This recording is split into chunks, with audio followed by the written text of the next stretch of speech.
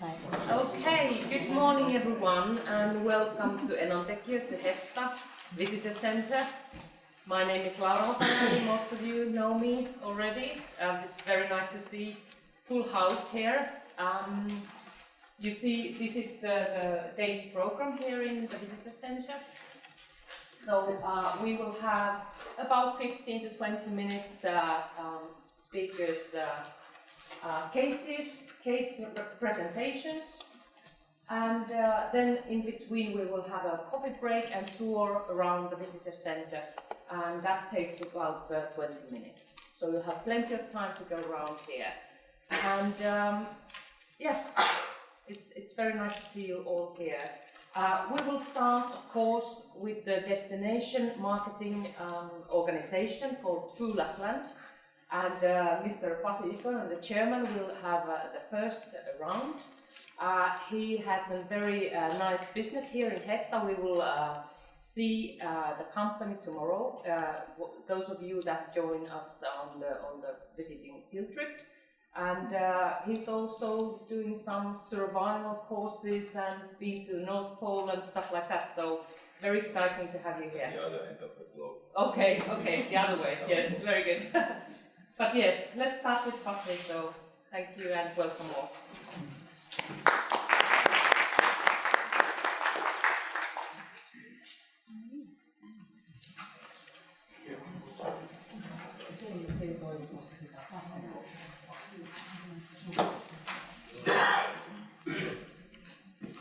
All right, good morning everyone, and nice to see, as Laura said, house is full. Last time I saw it, this full was actually 10 years ago when I was giving a talk about South. It's good to have it full now and then. I'm gonna go briefly through what we do here with this area, marketing cooperation, as a case example for how we do it in this kind of place where we have a big municipality, but not so many people and companies here.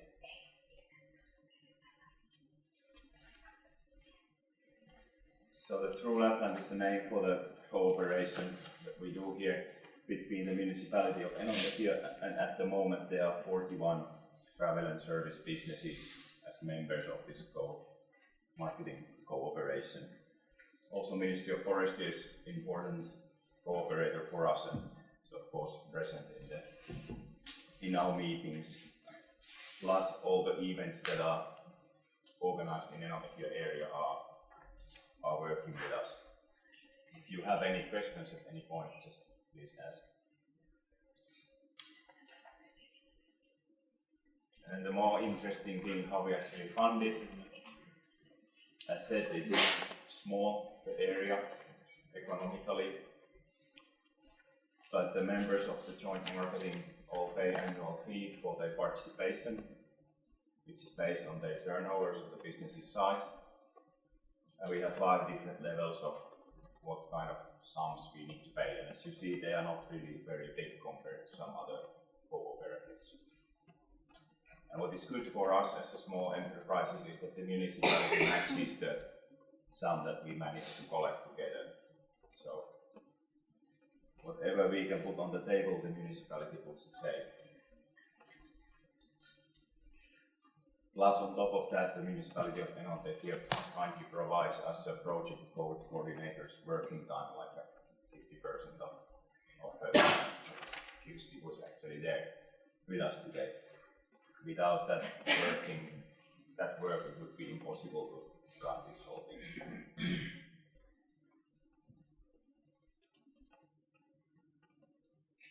And the most important things that we do with the marketing cooperation is we participate to different fairs, and in Finland the most important one is the Matka Travel Fair every January in Helsinki, where we always go, and within that event there's the Meet Finland workshop, which is the easiest way to meet tour operators from everywhere in the world in this country.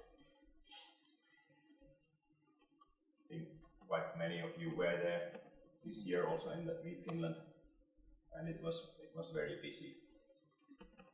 not very many places where you can meet 40 tour operators in one day. Of course, each meeting is not super long, but it's very effective. And sometimes we also participate to other fairs like the Sportsman Fair in Riihimäki or the Wilderness Fair in Oulu. They are mainly for Finnish market, then those other fairs.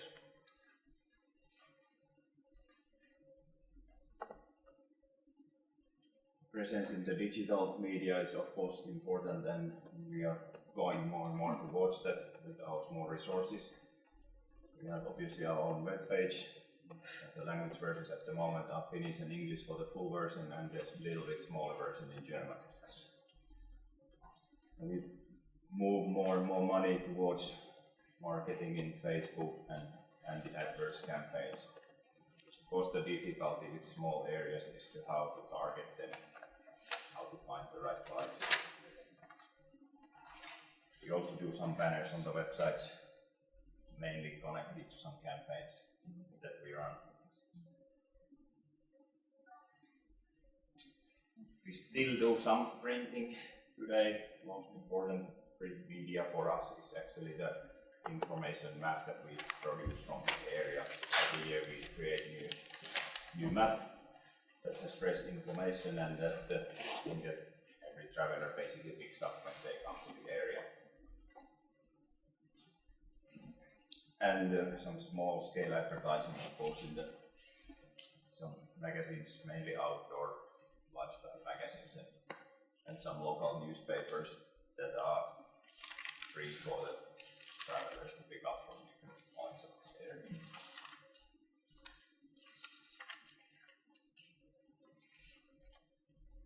And that if we hope that somebody would want to sell this area, we want to have them to see it. And the fan trips are of course the best way of doing that. We run 2 to 3 fan trips every year to this area. It's a bit challenging because it's a big, geographically big municipality. We have the biggest points of interest in the opposite ends of the municipality, so the timing is always quite interesting how to combine everything with the short time that fan trips normally have. Media trips we run approximately once a year. Sometimes it's for more than one media summit. Sometimes it's just, for example, one blogger who comes here and stays for some time and does the job for us. So far this year we have had 10 tour operators visiting the area. We have at least one more fan trip to come later on in the summer. We have the same issue that many places in Finnish Lapland have, that everybody wants to come at winter and not so many at summertime.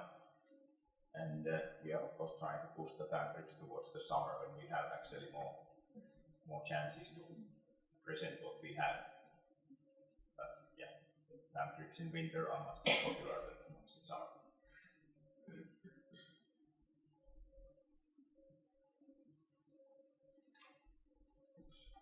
Wrong direction. Some statistics from last year had about 150,000 people staying here overnight, and 35% of our guests are international. A little bit over 1,000 registered beds, and utilization percentage is 46 at the moment in the whole municipality. Which region we are talking about now? It's Enontekiö? Enontekiö as whole, so it includes both and Hetta and everything in between.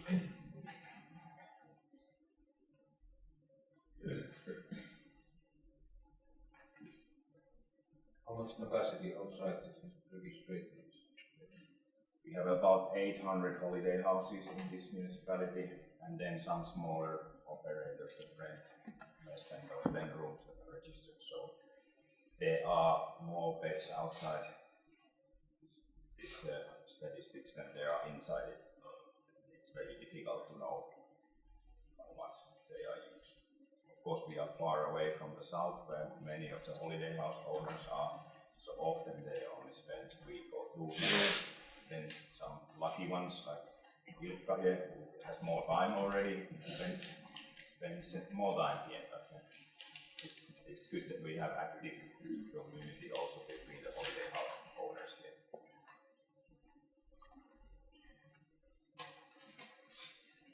It's not that surprising, the list of our biggest nations as visitors to the United Kingdom, mainly because of December and then a little bit January, February, March. The UK is the big winter nation. Of course, from Norway we have lots of people visiting to Kilpisjärvi, not so much in Hetta. And then Netherlands is third, basically because of Lapland safaris, Lapland hotels, because there's one big tour operator bringing groups to Hetta. Germany and France. France has been always quite big here for some reason. You compare it to how big they are elsewhere in Lapland. Probably partly because this is a quite pure nature resort, not a ski resort, and the French people who come to north, they don't go skiing so much for skiing because they have quite a lot of it in their own country.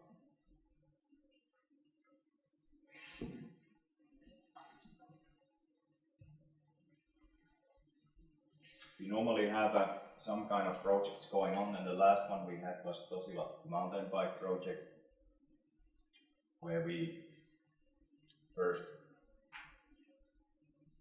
recce the whole municipality's possibilities for mountain biking, then put them together, and now we are selling them.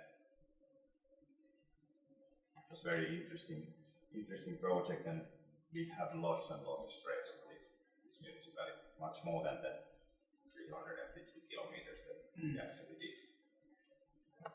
And it's because they are mainly quad trails, they are very easy to bike. This is a really good location for mountain biking. And it's now all those routes are available from this Rewinder application, which also works offline, so you can actually navigate with it in the terrain even without mobile phone connection.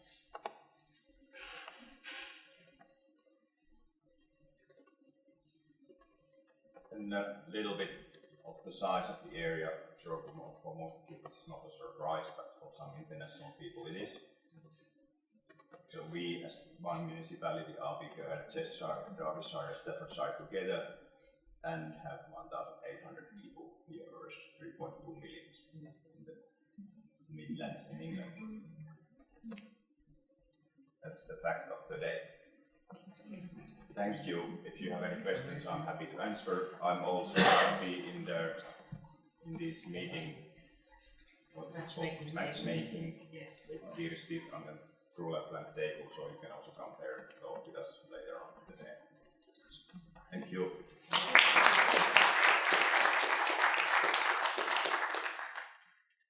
Very good, thank you, Pasi. Very interesting facts. I forgot to mention that you will have all the presentations later on. You can make notes, of course, but later on we will send them by email.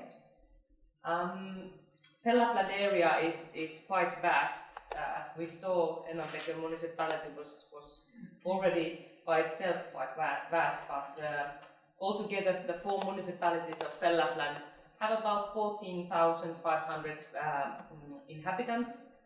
And as you may know, that Lapland gathers at this year more than 3 million travelers each year, and we take 1/3 of all travelers. So it's quite a lot to handle in such small inhabitant amounts. And we have in the Lapland area, we have the most popular national park, Pallas-Yllästunturi National Park. And from Metsähallitus Nature Services, Bertti Itkonen will tell us about Project HALT. Please, Bertti. Thank you. Thank you. In fact, it has nothing to do with this Pallas-Yllästunturi National. Oh yes, of But course. Kilpisjärvi and Käsivarsi wilderness. Absolutely. I'd like to ask Pasi, you mentioned this mountain biking project. So I think everyone believes in Lapland, of mountain bikers. Have you seen any growth after that project, or any growing interest to this area? Yes, definitely there has been a growing interest, and we as a company also have mountain bikes for hire, and we run guided tours, and there has been clear rise of interest also. Yes, I think this is an excellent area for this purpose, so I tell myself too. Okay, project after project. In the past, the state and the politicians, authorities, they simply delivered the state money for employment purposes mainly, and not that matter that much what you did if you only employed people. And we in Metsähallitus we used a lot of that money building fireplaces and cabins there and there and there and there, and now we have too much. Okay, that's one way. Today, all this goes through European Union bureaucracy with complicated projects, but that forces us to cooperation both domestically and between neighbors. And I think that's much better, even if it's really complicated system. Okay, something about this Halti Interreg project. Do I have any tools?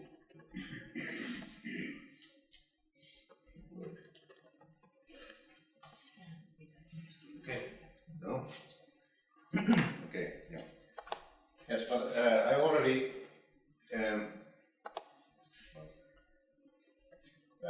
introduced myself yesterday. I've been working in Metsähallitus for over 30 years in different tasks, mainly in Eastern Finland, Eastern Lapland and Southern Lapland.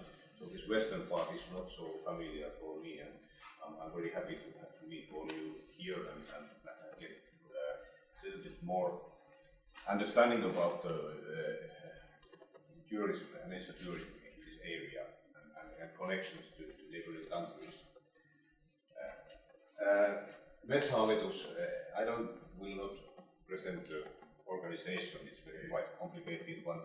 But I think I want you to understand the difference between Finland, Norway and Sweden.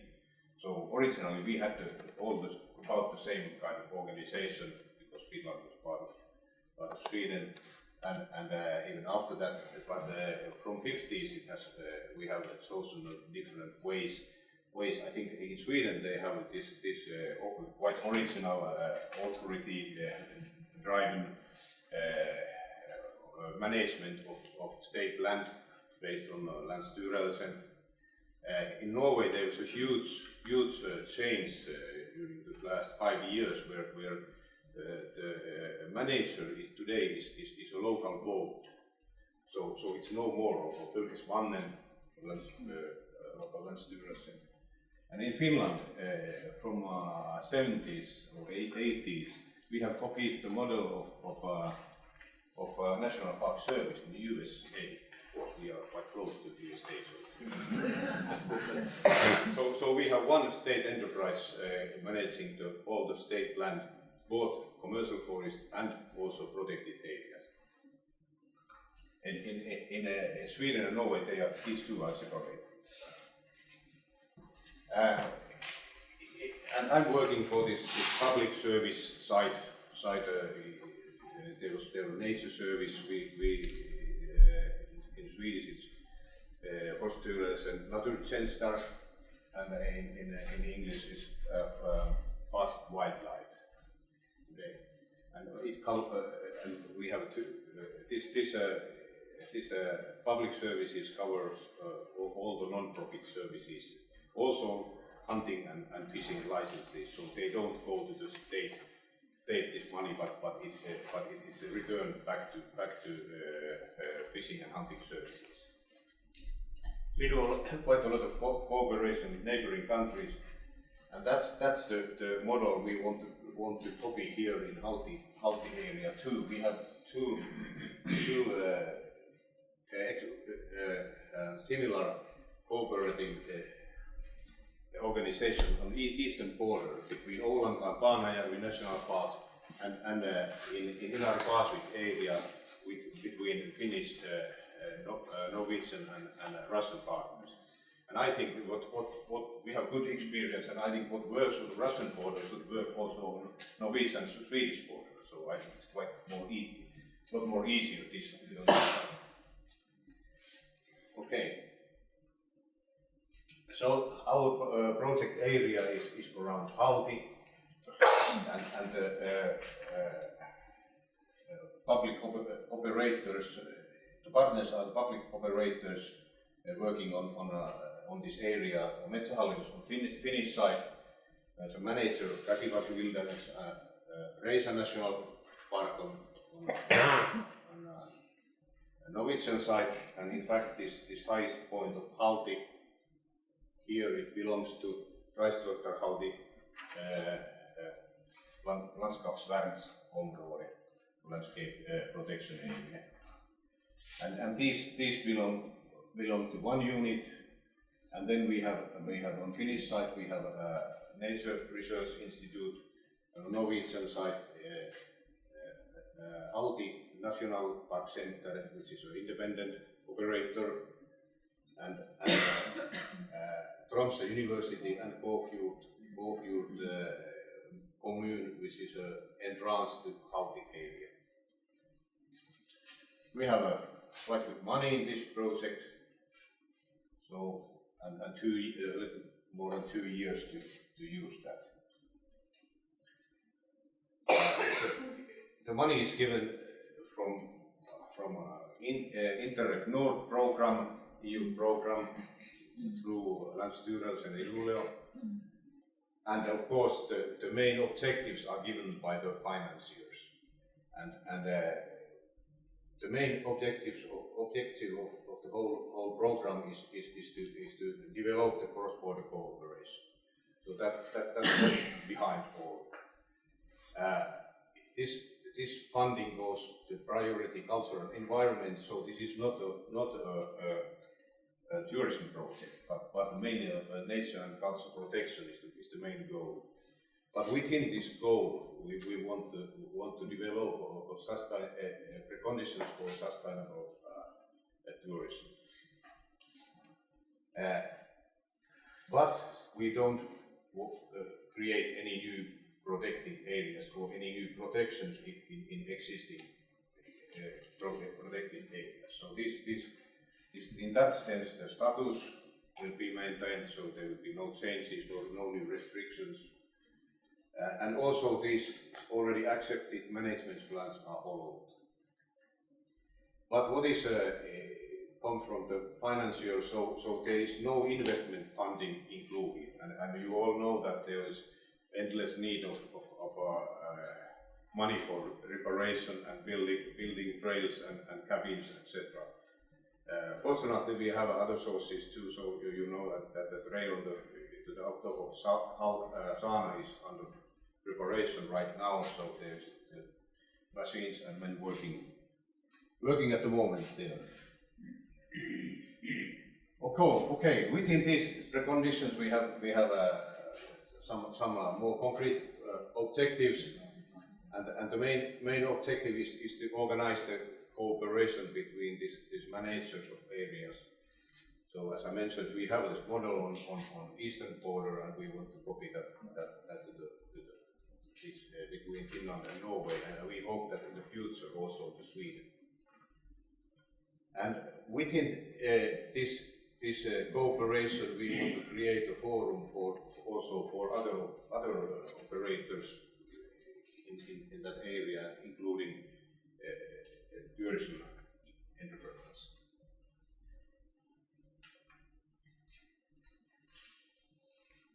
So what we are doing right now there is we are working with internet services, so that those services that share information about this area, they are synchronized, so they share the same information, which is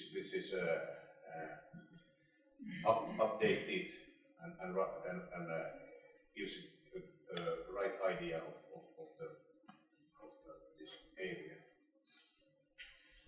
We are producing information materials for different medias, like internet our signposts in the field, all printed materials, also common maps covering the cross-border area. We are renewing the exhibitions in Kilpisjärvi Nature Center and Halti National Park Center in Stusle. At the moment there is a visitor survey covering the whole area on Finnish side and Norwegian side. We are also preparing a survey of differences in regulation of recreational use between Sweden, Finland and Norway. And I think that's one that helps quite a lot for all of you who are working on both sides of the border. And the results are targeted to individual visitors, but also for entrepreneurs' use. And for this organization, we are preparing the application for the Halti Transboundary Park, which is the Europark model we already have in our Pasvik area and Oulanka. And further, we are developing management tools based on existing information, like nature information, culture, but also visitor information. Mainly for management purposes, but also for information purposes, so that we can share online information, for example, concerning risks caused by avalanches and nature. It has been quite crucial this winter too. So what are the results after the project? So we hope that we have this certificate from Europark for Halti Transboundary Park. So Halti, is that an area in where is it? Where was Halti? Is it on the Norwegian border? Yes,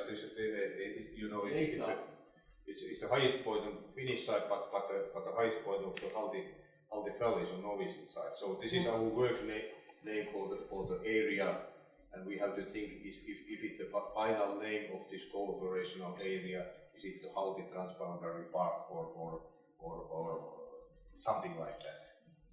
So we have not decided that yet.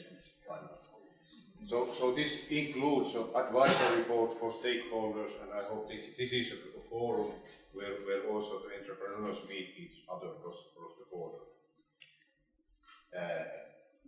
We must have a common plan between the operators in Norwegian and Finnish managers. We will have a quite well integrated visitor services on Finnish and Norwegian side. And this includes the whole North Kala trail starting from Kilpisjärvi to Reisa to Kautokeino.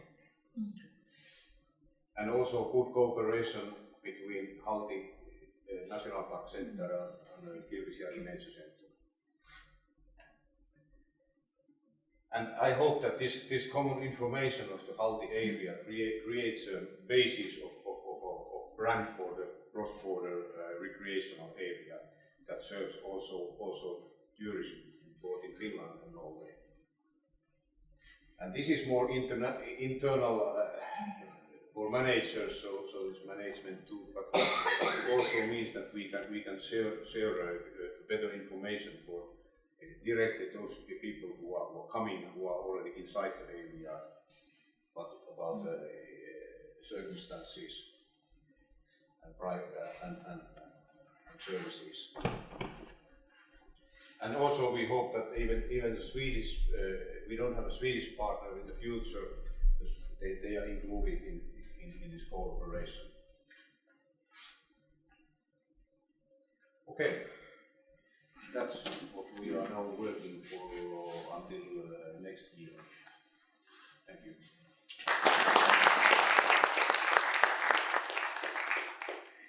Any questions to Pertti about project or otherwise? So I will leave today, so I will not be in the evening with you, but of course you can ask more during the day and send any questions anytime. So I live in Sodankylä, but I visit here, and if you have something to add, so I can come and tell. So Yeah, maybe in the coffee break then. Yes, very good. Someone asked where Halti is, meaning the mountain. I visited Halti from Norwegian side, that you can access it with a car in the summertime. You drive along this little road like in the moon until you reach the end point of the road, and then after that it's very steep, 7 kilometers hike to the top. And it's, as you saw in the pictures, it's quite rocky. If you go from Kilpisjärvi, it's about 55 kilometers, right, Mia? About. Like so you can access Halti from there with snowmobiles in the winter time and hiking in the summertime, but very rocky road to hike. But yes, totally recommend on visiting at some point. Then, very proud to have Lisa here. As you may have heard, she's now representing Lapland in Visit Finland and Business Finland.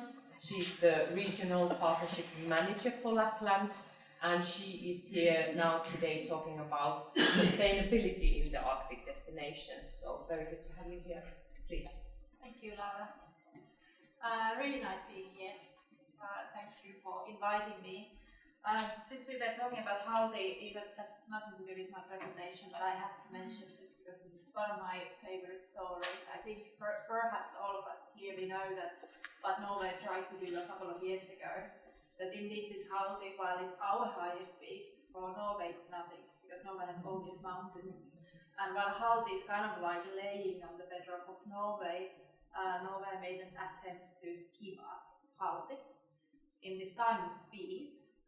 Giving land to your neighbor instead of, taking up for a war was quite an attempt. Unfortunately, that didn't fall through in Norway. But in Finland, we ever so much appreciated our neighbors' attempt to give us a little bit of a higher peak, because Halti is really beloved in Finland. It's almost like a person. Thank you, Laura, for the introduction. Indeed, I'm presenting the Tourism Board of Finland, so Visit Finland, but we are part of Business Finland. So Business Finland is a state-owned company who is exporting innovation and supporting companies going international. And we are one of the ecosystems there for the developing travel in Finland. And indeed I have two roles, so we split Finland in 4 different regions, and Lapland is one of them, and it's of course our favorite region in the whole of Finland, at least in my opinion, and I think we have a lot of people here who share this view. And then we have this nationwide project about sustainable Arctic destination, and I'm here telling you today about this destination. This project. Well, first of all, where this project comes from, it actually originates from Finland Arctic strategy. The strategy has outlined 3 priorities for the Arctic development. These are Arctic expertise, sustainable tourism, and infrastructure solutions. It was only a couple of years ago still that it was recognized as one of the weaknesses of tourism industry, that it was not an industry that was taken so seriously in Finland.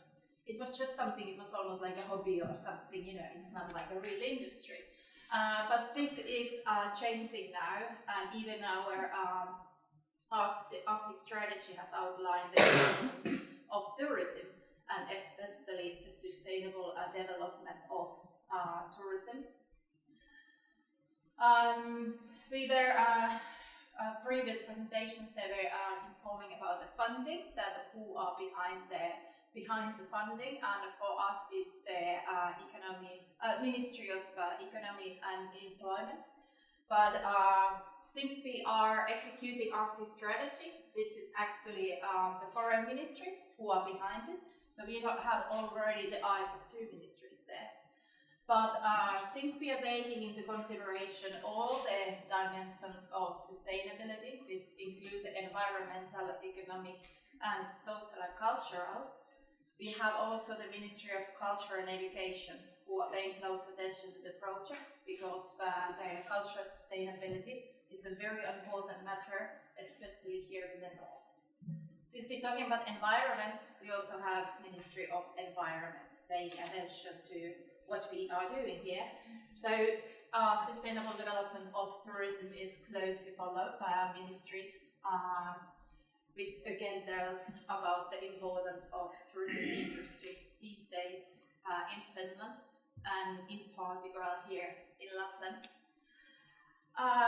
Here are all some of the elements that the Arctic strategy pushes us to pay attention to. And I wanted to put it here because I think this is something we share in this region. So all Norway, Sweden and Finland, I think that this is something, we don't have borders that would separate us from these matter. It's our communities, people, nature, our culture. They're very similar. And since we have 8 Arctic countries, and we have usually been kind of like, at least here in Finland, we've been kind of like been thinking that, what are they doing in the US, or what are they doing in Finland, and sometimes in Russia, and sometimes we're feeling very small that, like we are perhaps a big country in European context, but with very small populations, as the previous presentations already outlined. But for example, now we got an invitation from Canada that Visit Finland, and actually metsähallitus would come and tell us that how are we doing this, how are we running tourism in nature areas, and even so successfully. So even this is changing. So now it's the bigger ones starting to look us small ones at how we are doing it. But then why Finland? Because if you ask people, for example, in Europe, people are always thinking, oh, well, why are you working on this project? You're anyway so sustainable. This is not always, unfortunately, true. But what do we have in stake is actually the highlights of Finland. So our tourism is very much based on our nature. It's based on the forest and the lakes that we have. It's based on the pure food that we can get from our nature. And these are also some things that Finland tends to top the top 3 or top 10 lists in the world. So they are actually our key selling points. They are something that differentiates us from other countries. Then something else that Finland is really good at are these kind of like soft values, such as human rights, happiness, trust, and safety. When you ask some other country, they would probably tell that they have the longest bridge or tallest building, or biggest cities or fastest trains. We don't have those. We don't even have those mountains that Norway and Sweden have. But this is something we have, and this is something we really need to nurture and take care of. And sustainable development we see as a solution to look after these precious things that we have. And we need to work sustainably to keep things in this way. I've highlighted the happiness because I wanted to return to that topic still later on. We also have some applications that why we need to be sustainable. So there are some global treaties and national policies that are pushing us. Many of the industries in Finland, they already have this, there is already laws that are pushing them to take more sustainable actions. While the tourism industry is being a little bit more voluntary, this will, however, probably not be like that for very long anymore. We've done some surveys and followed the surveys that other ones have done, and it is indeed showing that travelers are looking for more sustainable travel options as well as travel trade, so the tour operators and travel agencies. So basically there is demand for more sustainable product. And then also there are benefits for the companies, because simply it makes you're not eating from your own table if you act sustainably. So you're kind of like saving you possibilities for a longer term investments. And as well, it's a great way of cutting costs. I was just talking to a company based in eastern Finland, and it was tens of thousands of euros that he was saving since he started from things like energy saving and water saving efforts. So we're not talking anymore about very small amounts. So it shouldn't be seen as a cost, but as an investment.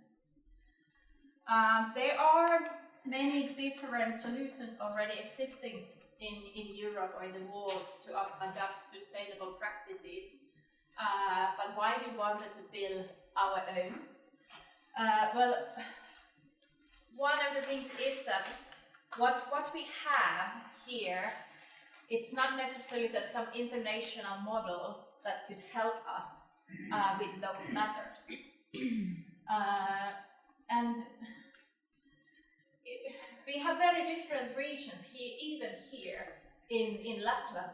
So some may have some problems with the social sustainability, while the other ones have some problems with environmental sustainability. So we needed to model that can really work on those matters that are important for that region, instead of just adapting a model that should be suitable for all. It doesn't necessarily always then help the region to actually develop sustainably. We also wanted to build a model that reminds us that every act actually matters, because this is something in Finland that we have a little bit of a problem to believing that it matters. We have this kind of syndrome of this small country syndrome that we think, what does it matter if I just do this and this and this? But imagine if your neighbor does it and your stakeholders do it. If the travelers that you're receiving are doing it, then we are already talking about really big change. So every act matters. So we wanted to build a program that helps you to see that what are actually those actions that you are already taking, and what are the actions that you could easily do without making even huge investments. And also, we need to start telling what we're already doing. I think that, for example, the Swedes are really good at that. But in Finland, we are not. We're kind of like, well, yeah, I'm doing this and this. But we're doing really amazing things which we just don't tell anyone about it. And we actually analyzed last autumn a lot of company websites and other communication channels. Even companies that we know that act really responsible way, we could not find any hint in their communications. So it's just kind of like, then we phoned some companies and asked about it. And it was like, I've always just been doing that. I wasn't thinking that somebody would be interested. Yes, we are interested. The travelers are looking for those signs. So we of course have some goals, and that is we want to have more companies in Finland and destinations that have adapted sustainable practices and are systematically working towards sustainable operations. We want to drive more traffic to companies that are acting in a sustainable way. We also want to create awareness about sustainability. We did a research last autumn among Finnish tourism companies, and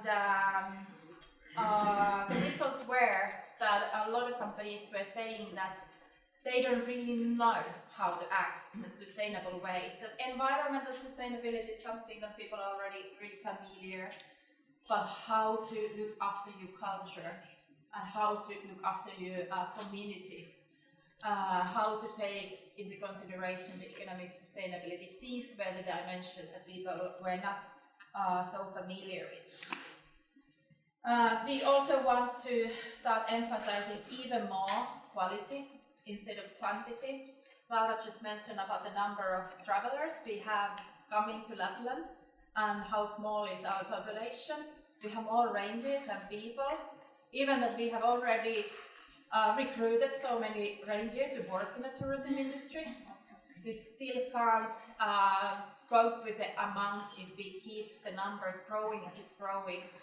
So instead of focusing on quality of the tourists. And since there is demand for more sustainable tourism options, we want to bring the supply in Finland together with that demand. So to achieve this, we have been building this Sustainable Finland concept that we will be launching this July. I will be telling you something about the concept, but unfortunately I don't have a results to share because this is to be launched only this July. So what this concept actually is, it's a development program for tourism companies in Finland and also the destinations in Finland. So it's actually a tool, it's an online platform, it's a free tool for the travel trade that anyone can, once we have launched it, to actually any company can create their own profile and start the step-by-step process, who all the time gives you the support and guides you and lets you know about those options that you can adapt in your daily operations. Once the destinations and companies have walked through this path that we're creating, they will get a label, and finally then we will have a label at Visit Finland, or the destinations, or the companies themselves, that how we can market those companies and destinations, and how the tour operators and travelers can actually identify those companies. So we build inside the tool, we build a criteria, and then we can start very transparent marketing and say that these companies and destinations who have walked through these paths, we have evidence to show that they have adapted sustainability.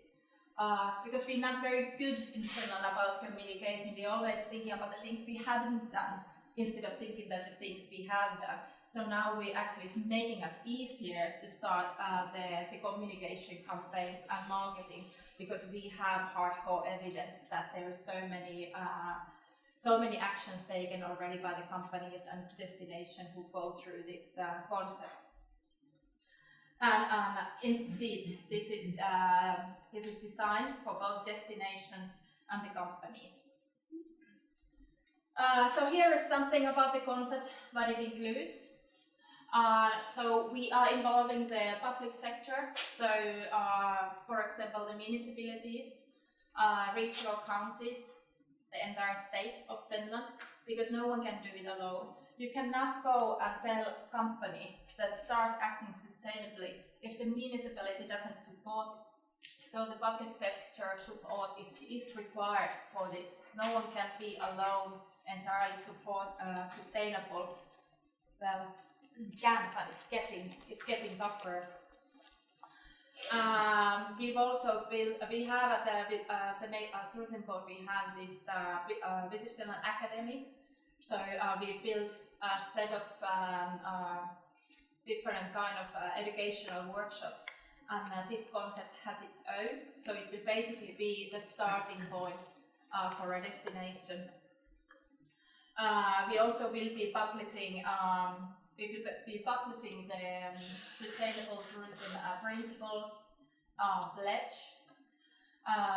We built this self-assessment tool so that the companies and destinations can see where they are now, so that in every year they can compare their own development as well. We started to learn with the companies and destinations to communicate, so hopefully we will be seeing some results in a year's time. And also one of the problems that we found out last year with the survey was that companies and destinations do not have any operational plan or strategy for sustainability. Even though it doesn't need to be a separate document, but it's not even in their business plan as well either. So it's been always something extra. So it's kind of like starting from scratch, starting from basics to actually have an operational plan and making sure that every action has a person in charge of those.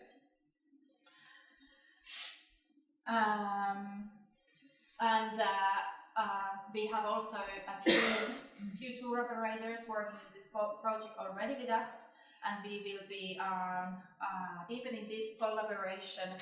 And we have also received already interest from various partners from abroad who want to operate only with sustainable tourism companies in Finland. So whether we can start a collaboration with those, that we can actually start spreading the word of sustainable tourism in Finland. But since I don't have any results to share with you about this project yet, since we haven't even launched, I still wanted to go back to happiness, because this is something we have, and this is something we want to nurture.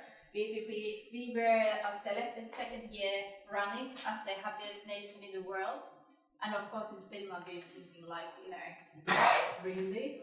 Like, really? Shy people? But since this is something that we have been holding to ourselves, we thought that this is something we really need to share, because sharing is caring.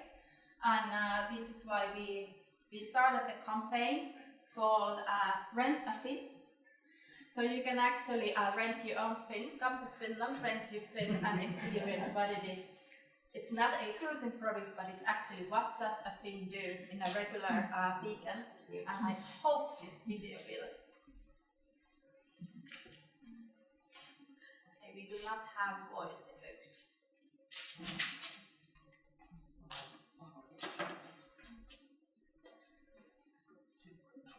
Yeah.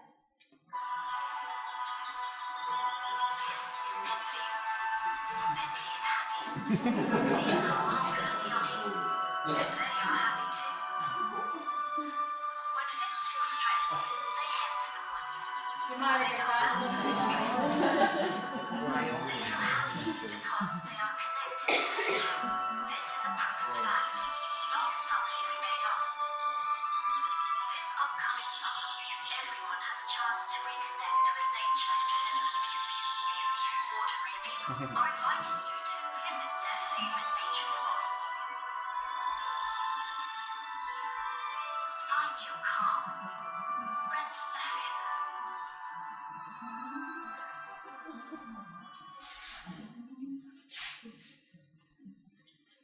So indeed, our happiness is in the nature, and this is what we need to nurture.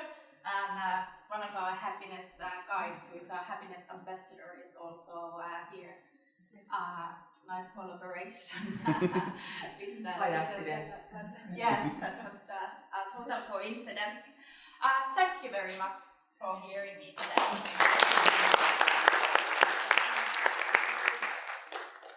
Thank you, Lisa. Very, very good thoughts, and I think the project is in its final peaks soon enough. Any questions to Lisa at this point? Yes, Johanna. Yeah, I could ask one question about this sustainable Finland label. Yeah. If the company goes through all of those aspects in there and gets the label, is it free of charge? Does it cost something? The program is entirely free of charge, but there most probably are some things that you need to do that requires cost. It's not a payment towards us, but we do have companies that I already know that they can run through the program without putting there any financial resources. They need to put some human resources into it and some time, but not financial. But if you start from scratch, there will be costs. But the label, use the label kind of no, like there is no. Very good. Anything else for Lisa? She will be with us still today at least, so you will have time to talk with her a little bit more later on. Hetta, yes. Just a question about flights.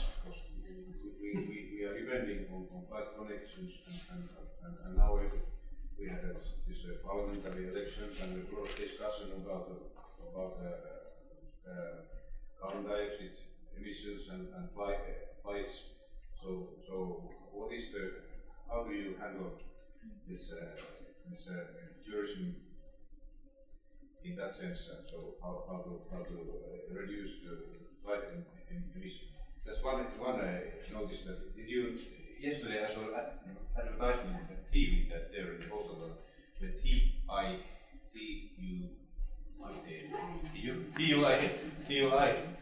said that they will compensate all their own flights and hotels for carbon dioxide emissions. I think this is quite big for it. Yeah, it's one of the biggest, definitely. I think we are all familiar with TUI. This was just, I think, TUI launched last week or this week their own scheme and how they are compensating the flights. It's a very good question. We actually had a discussion yesterday evening about it, that there is no one discussion about sustainability without discussion about aviation, and especially for the climate. I don't know what would be the best approach to this topic, because if tourism increases, the flights are increasing. This is one of the reasons we also want to emphasize the quality of the travelers. So, for example, finding ways for the tourists to stay longer, then you actually need less tourists, which means less flights as well. When you have tourists that are spending more, you need less tourists, which means less flights. We also have another aspect to flights. We are living in a very remote place. We are relying on flight connections. We don't have trains, for example, coming here. We need flights to be able to operate a Western society, to get supplies, to have cargo and post moving. We are entirely dependent on the flights, and I don't think that there is any more. There is no more going back to the time without flights. The good thing is that the aviation industry is reacting very strongly, and there are already more sustainable ways like fuels and so on. Unfortunately, at the moment, people are not so ready to pay more for the flights if they would be using biofuel. One of the good things also in Finland is that we are kind of like a gateway, like our airport in Helsinki, the main airport is a gateway, so those tourism floats that go through Helsinki, they don't necessarily think Finland as their first destinations, but because they're using our national carrier, we've kind of been able to steal these tourists that are on their way to somewhere else, and we made it very attractive to them to stop. Have a stopover in Finland. Then it means that we are not increasing the number of flights, but we are taking advantage of the flows of tourists. And then also pushing, for us it's very important to educate the travelers. So, for example, traveling lighter, which is making you, which is reducing your own carbon footprint. Inside the Finland, I think it really matters what we do here. So also I think that we've been even going behind the flights, that I don't have to do anything because people are flying anyway. It really matters what we are doing here for the sustainability as well. So it's no longer time to go behind the flights and say that it doesn't matter what we do. And also have to remember that our economy is not, tourism is the key industry. Most municipalities in Lapland, our economy is dependent also on the flights. So it's really is a complex. There were some somebody wanted to add that. 2 comments and then we have to move forward, but Rita, yes. Yes, there was a couple of days launched under the Vartiosanti this app where the private people can compensate, for example, when they eat in the restaurant. They can, as they pay, they can compensate to the project that And maybe they want to go global, so maybe Visit Finland jumps in that project. Yeah, and there was actually one project we were very interested in collaborating, where you can actually compensate like everything. You can basically buy mire or like swamp area, because this is really like very good for the. We need the swamps to absorb carbon dioxide, but it's so popular that they won't have swamps. So they don't really need any national partner in this project. But we see our role more as advising people of these type of options as well, because travelers are really wanting to take those, taking up those options. Yes, and then Velu. Hello everyone, sorry we missed yesterday with Lisa, we came a little bit late. I was in the Lapland tourism cluster meeting. We could talk forever from aviation and what it does. Lisa covered quite a lot of the choices we can do and support the research for development in different ways to lower our carbon dioxide. But what I wanted to say is that we have yesterday, for example, we're planning 2030 tourism in Lapland, and we stated there that it might not be that the electricity, for example, is the thing in aviation in 10 years' time even. But what we can do is to use the renewable sources and support the research for that, and then use these, what Lisa said, direct flights, not fly from many cities. So there are many ways to what we can do right now, but we could talk forever, so I will stop. Thank you. And then we will move forward. As you may know, that this is a cooperation project, Original Lapland, between Finland and Sweden. But we kind of think that Norway is so close by and we want to work with them. Let's invite them in. So a few years back I was privileged to see some ski bottom area and was amazed about the views and the services and all the things that you could do there. And today we have Georg from Visit Lyngenfjord, Director of Tourism. Thank you and welcome. Thank you, Logan. Hello, everybody. I should tell a bit about our destination, how we are working. The Lyngenfjord region is stretching all over the Lyngen Alps, the peninsula, down to Skibotn, all the way up to the border, Reita National Park, Storslett, and the islands around Skjærvik. It's a quite huge destination. Actually, it was interesting to hear the numbers from Enontekiö, because there are about 15,000 inhabitants living in this region. I think it's a bit more than 9,000 square meters, and you had about 7,000, a bit more. So it's quite the same size from our in our region. We have around 145,000 guest nights, quite same than here too. 1,440 beds, more than here. Those are mostly, we have only a few hotels actually, and most of these beds are cottages, small lodges, cabins, as well. A lot of people renting out through Airbnb their private homes.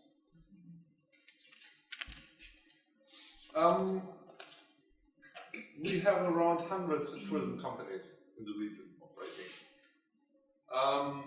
and about 90 million euro in turnover.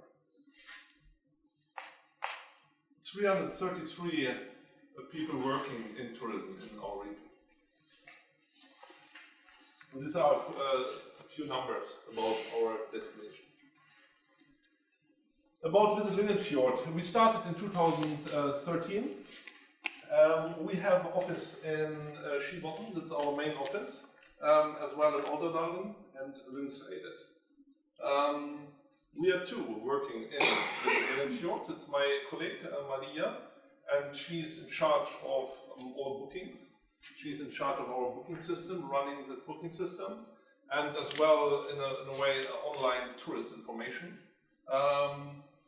and as well in charge for our website, running the website. And she is sitting in Skibotn, like mostly all the time. I am often in Olderdalen or Lyngseidet. I'm switching around, being here and there, or in Hetta, or next week in Tromsø, and everywhere. But we are trying to have one person in the office, at least in the main season. We have 72 tourism companies are members in our destination company. So it's a main part of all companies are members. We are working as a destination management organization, but as well as a DMC. We're working with development, marketing, and sales. To start with sales, we are running online booking system, CityBreak, for our destination.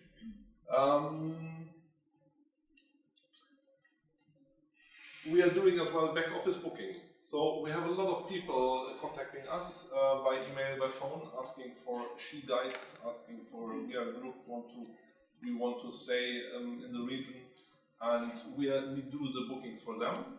We do as well a lot of packaging.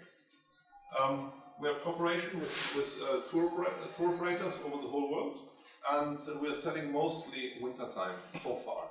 It's Northern Light packages, winter packages, where people come through Tromsø often, and we have then a package about 4 to 5 days, 1 week, picking up in Tromsø the people, bringing them to Lyngen, to Nordreisa, included food and activities.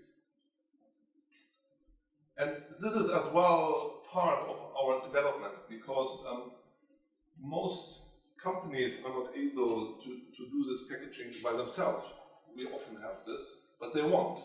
And we have the meetings, we are talking with them, we have courses to explain how to do that, and we working together with them, making these packages available, and they are selling them, or we are selling them as well, directly to tour operators or to individual travelers contacting us. Yeah, we are organizing fan trips as well. Marketing. Our website is available in Norwegian, English, and German. We are organizing press trips in the region. We are active on social media, and we are producing brochures. And yes, we are on several travel fairs. So mostly on the Norwegian Travel Workshop in Norway every year, and we've been as well on ITB the last 2 years. Development. Yes, we are since 2017. We are a sustainable travel destination. So this quality label we were awarded from Innovation Norway.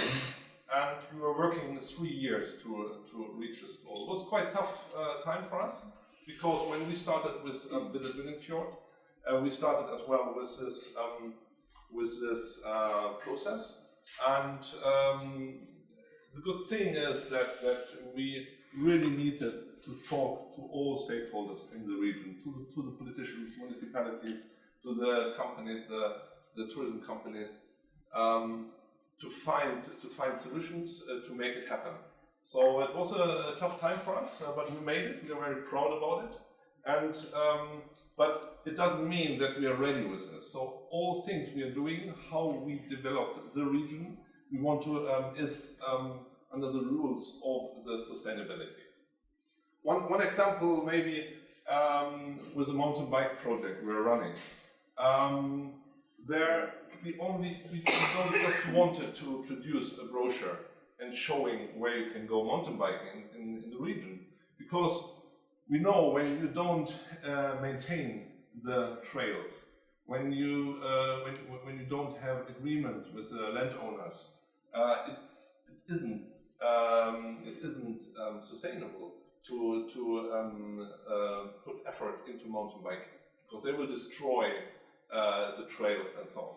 So we had a lot of contact with landowners. We had a lot of meetings to make this happen.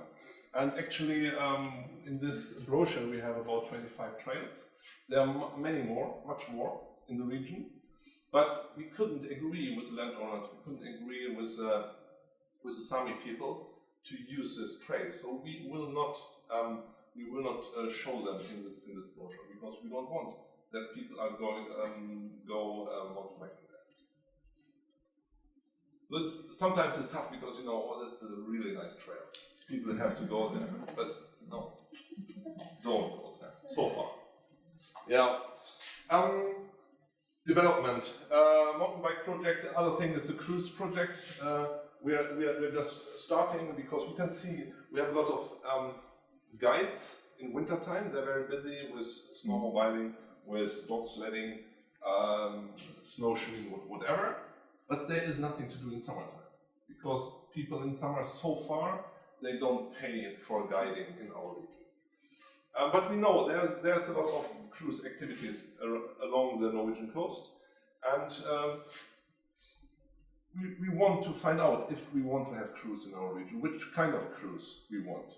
We want to set rules, which kind of boats we want to invite, because we want to invite those to come to us, and we don't want just to sit there and wait until they come, and then get maybe frustrated because they don't behave like we want.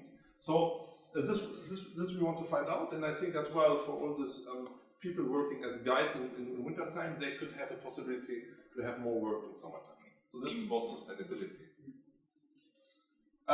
Safe design project we are working with for ski touring. Ski touring is very important, at least in Lyngen and on the eastern side of the Lyngen Fjord. And where we put up this signs on the parking lots to ask them if you have you considered the avalanche risk. So this is the last time where you can reach before people going on ski touring. That's kind of a few of these examples how we work in development. Local food brochure we produced because we know food is a very important part of the traveling, but it's so difficult in our region to buy fresh fish. It's very strange. Yeah, we have the best fish in the region, but why there are travelers and you cannot buy it in the fresh fish in the shop? No way. So we made this local food brochure where we show who is producing local food. Is it possible to buy it there on the farm, or where you can buy this products? And who is serving the local food. So it's an idea to make it easier for travelers to find out where you can eat local food. Green Key certification. We have now three accommodations Green Key certificated. We are running a hosting course where we educate people how to be a better host. Even better host. Yeah, and the local culture. We are trying to make this local culture that you can find easier accessible. We are working with to produce products we easily can sell to tour operators, maybe to bus groups. So we can, because there's a lot of culture, of course, but it's very difficult for travelers to find that, to book it, to enjoy.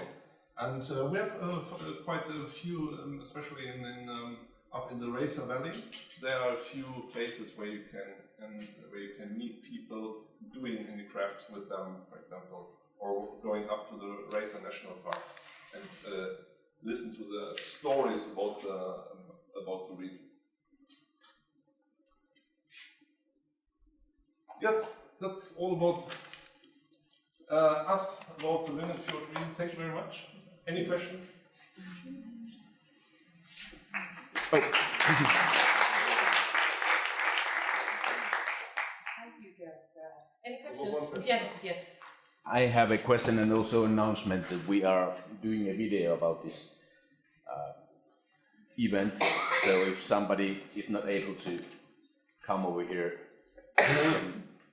probably Hanna will send an URL or something to where to find the video. We don't know which channel in YouTube we are going to upload it, but still anyway, it's gonna be there. We are from a company called Lapland News, and we are planning to do some like videos in Norway as well, but we have noticed that in some, at least in some places, it's not possible to fly with a drone there. Is it like in the whole Norway?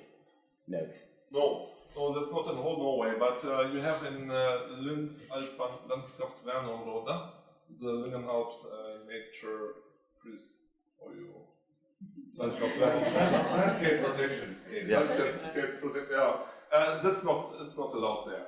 Okay. But elsewhere it's allowed. Because we were in Naden area and they told us it's not like possible to. You have to have a license to. You have to have a license, okay. Yeah, like But it takes. might be close to Russia. Yeah, it was probably because of the border. Okay. Yeah. So it's good to know. But in our region, it's like it's in Lyngen, it's not allowed to use a drone. But elsewhere, you can use it. Okay, that's good for us to know, so we can go and make videos there as well. Okay, then Vello, you had a comment? Only one more. I was then in the study trip what Laura mentioned as well, and thanks for that. I'm still remembering it. Have you noticed any growing amount of tourists coming from Finland to Norway after that?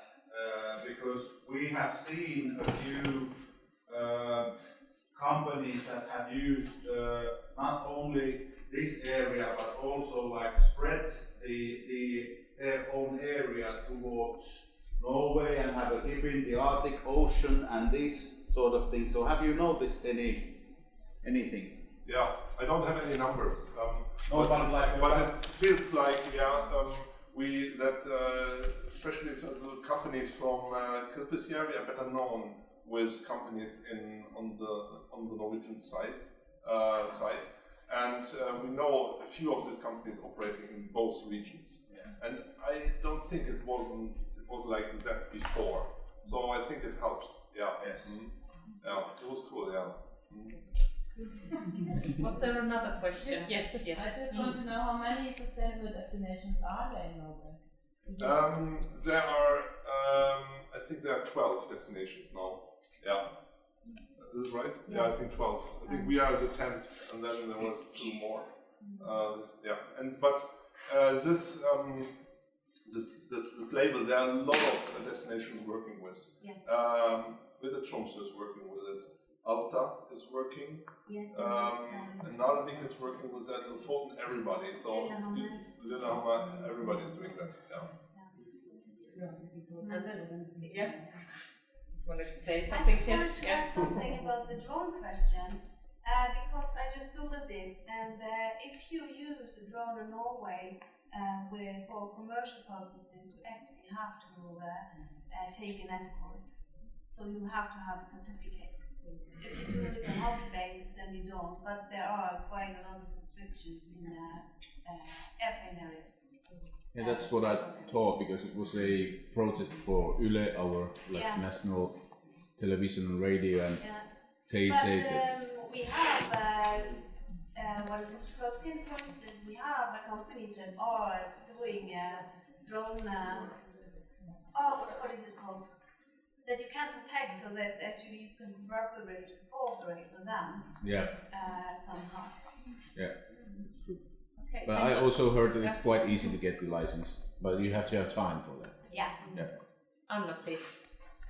You talked about dog sledding, which is what we do as one of the key tourism drivers. Has there been a movement towards sustainability in animal tourism in your area, or looking at better practices or better standards?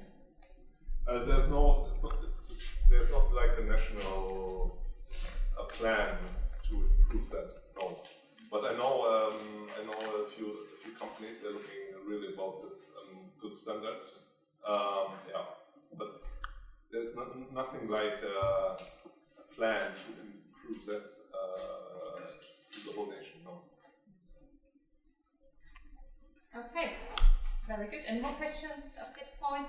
And we'll have a hosted table in the afternoon. So ask about at least Arctic Distillery and NATO bunker and visits to Enontekiö. Those are very interesting activities. But now it's getting hot inside. Let's go outside. Let's have coffee, toilet break. So 20 minutes. 20 minutes, so 10 to 11 we get back here and continue with more Norway and Sweden. Okay, let's start with this. Few hours before lunch, we still have few presentations, and let's concentrate on them. Yes, thank you.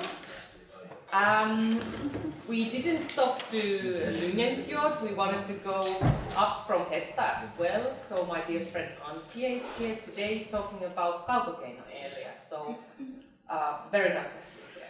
Yes, Please. thank you Laura for the invitation. Ordspråkning Kautokeino, good. Welcome to Kautokeino, or Kautokeino as you also know it. My name is Antje, and I am here today as project leader for the tourism development project we have in Kautokeino. And since we actually just started with it, I chose today, after some talks with Laura, to present a bit of what Kautokeino has to offer. Because as I understood is we are kind of a small shop, and when you come into the shop, you see me, pretty face, I guess, but all my shelves are empty, nonetheless. So if you want to have butter, you have to come to me and ask, do you have butter? And it's just the one I have to say. Yeah, tomorrow. So that's actually where we started the tourism development project. We want to grow the tourism, we want to develop the businesses we have, but we also need to say what path we want to take and where we want to be and what is Kautokeino going to be.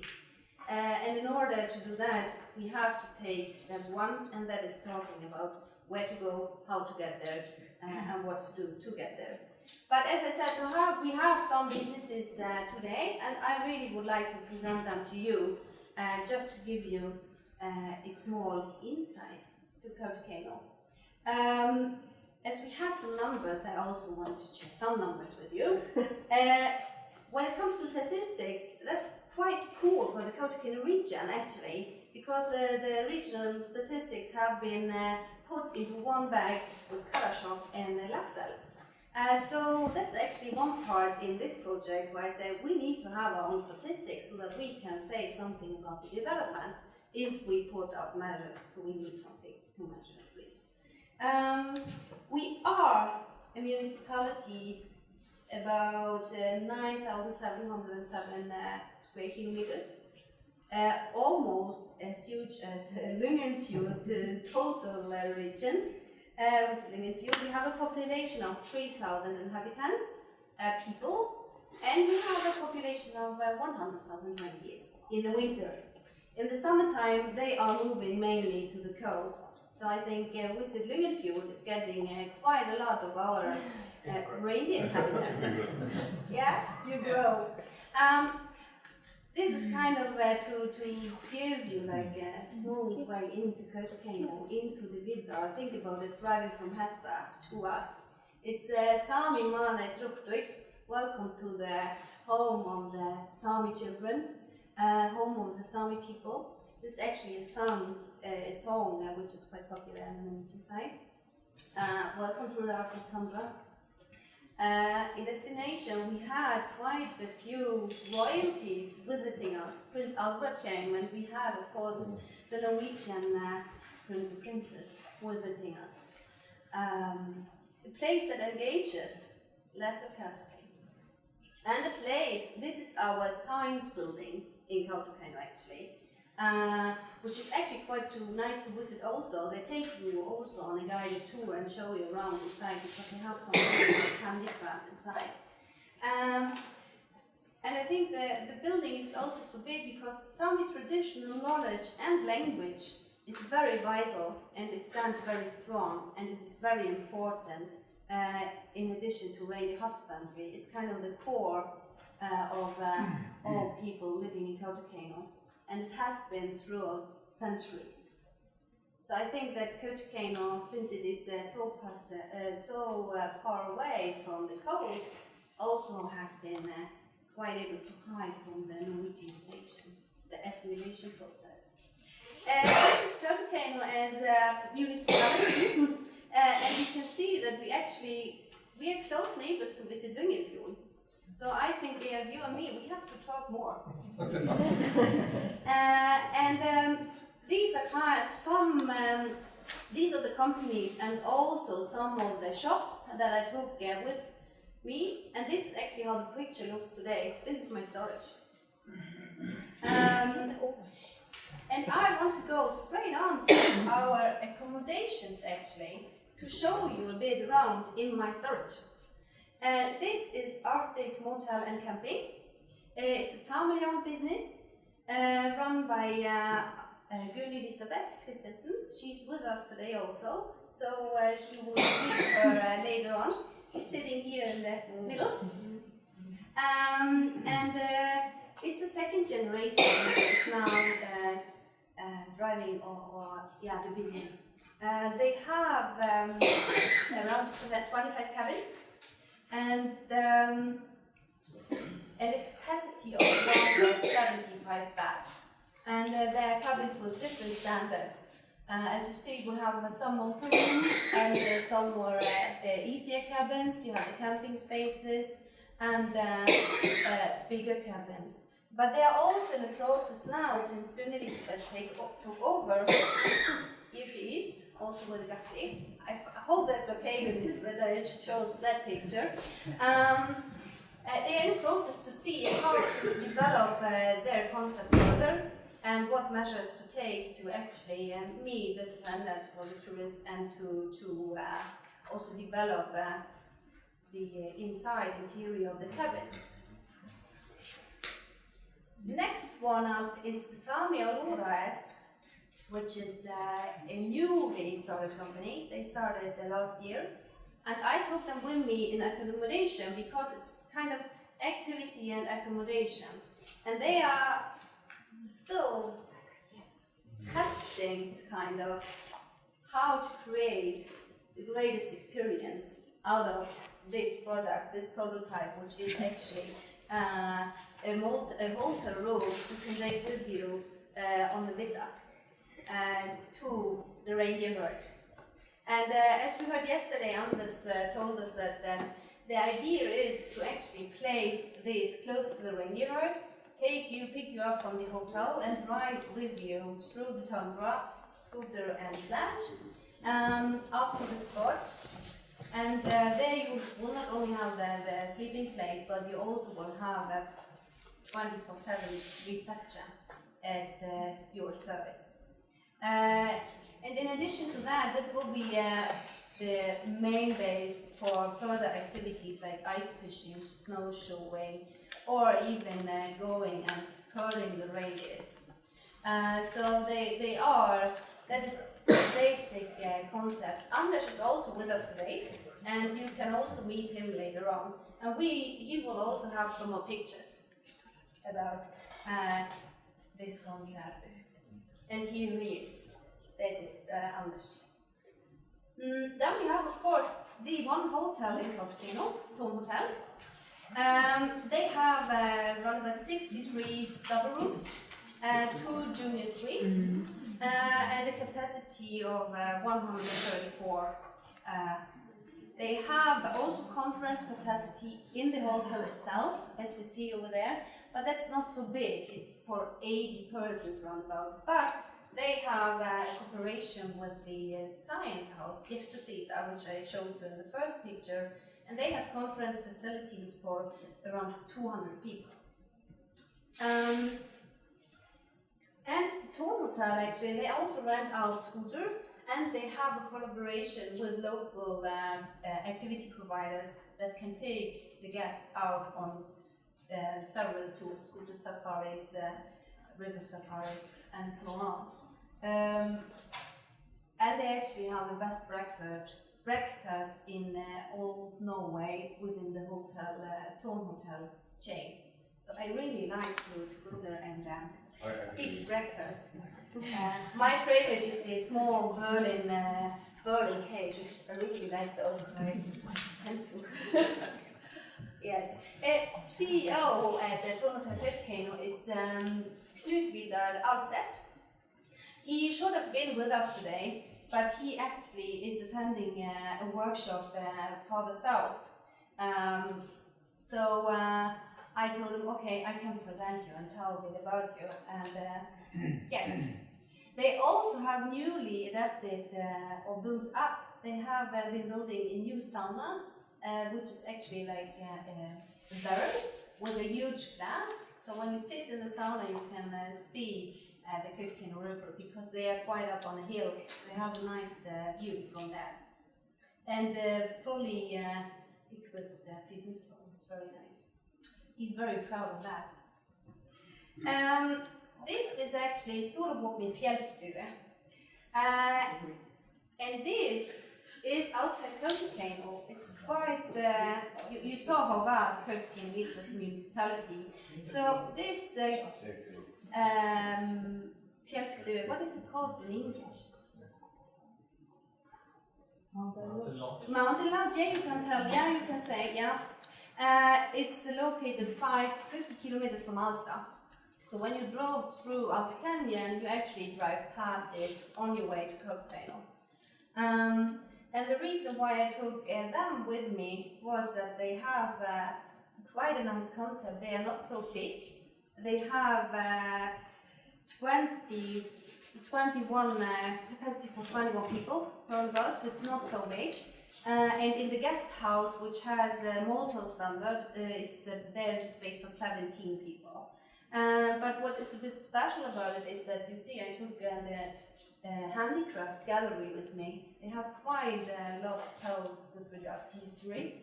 And also are very into actually driving the place sustainable. So the owner, she actually is picking berries and all those kinds of things from the nature around, and is creating and using it in the food making, which is quite interesting. And I thought this one is actually quite nice, because I know Finnish people like to do that. I tried it once. It's great. Yes.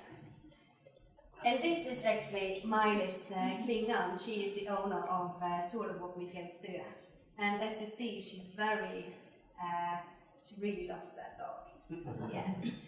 Another thing about Solvåg is that it's actually quite good located if you want to go for scooter tours to Karasjok area.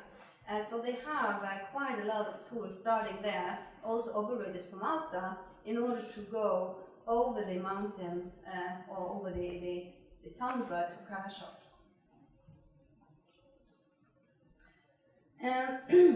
This is Ayrasida, and this is also quite a small place. They are also in the process with developing further. And it's, per today they have a capacity of for 12 people, 3 cabins. And they like to say that their cabins are a higher standard. They actually have an attempt to match hotel standard. And that's because they have gotten the feedback that some tour operators, they don't want, their guests don't want to stay in an ordinary hotel, and they would rather to stay in an upgrade cabin. And that's actually why he built those. And this is Johnny and his wife, actually, because his wife is a doer, and she makes handicraft. And they also have a small shop integrated in the main living house where they sell the homemade doji handicraft. So quite a nice place. That leads us to activities. And first up, I want to present to you the Youth Silver Gallery, which is actually the main attraction in Copenhagen and has been for many years, because they have actually the 60th anniversary this year. And that's also why I took this retrospective with me, because they have been, they are remaking all the jewelries throughout these 60 years and presenting new jewelries that has not been produced before. And in the end, if we come close to 2019, in the end of this year, I think they will also show some more modern designs. So it's like to show the history and old designs newly produced. I think they are very, very unique. Youth Gallery itself, as you can see, is also quite unique. Not just the silver works, but also the jewelry itself, but also the building itself. So the history is really, really interesting. Or if you visit it and ask for a guided tour, which they would gladly give you for free, you will be quite surprised what to find in the building, and also why they have created it as they did.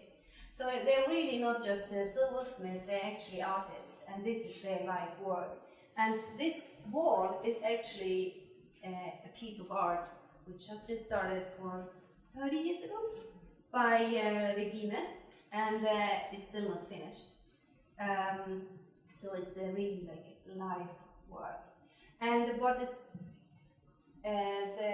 also very special is that the bracelet over there, actually, you see that it's really close to the nature, the moss or the moss that is lying underneath.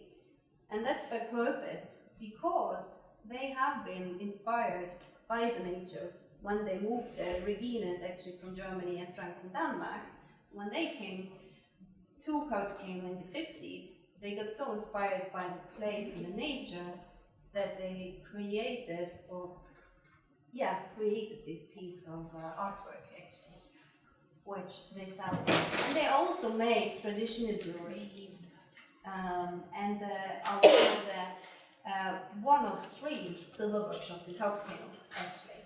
So if you think we have 3,000 inhabitants, but we have 3 silver workshops, you know that this school is important. So silver is very important for the Sami people. Sunniva is the CEO. It's a daughter to Frank and Regine. And she has a sister Bergen who's also running a small shop over there. So Youth is really a must-see when you come to Copenhagen. This is Arctic Shortmo, and this is Niels Sara. He is a reindeer herder himself, and he and his wife have their place actually here. Copenhagen is here, and they have their reindeer herding place over there. And this is actually the spring migration route, the product which they offer. So they have actually quite a nice product if you want to really get into touch with the local people and experience a bit more extreme. So spring migration is really a nice product. But of course they also have a small cabin which is kind of the base camp when you come and visit just for some days during the winter time. Because as the word says, spring migration is now and not all the time. So they take you to the cabin, and they also have like a lavabo, and in that lavabo actually they smoke the reindeer meat on spot, and you can really be with them. So you're actually with them creating your own experience, which is really a nice concept. And they don't take so much people at once either, because they say we want to live with quality and we want to be sure where we can see every single tourist and have time to talk to them. and we want to be able to deliver this family feeling.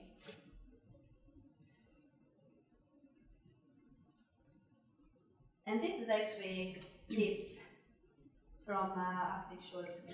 I took him with in this picture because he's the CEO, but of course if you visit them, you will meet the whole family. And if it's really, really cold, they had some guests now in February, it was like minus 30 degrees.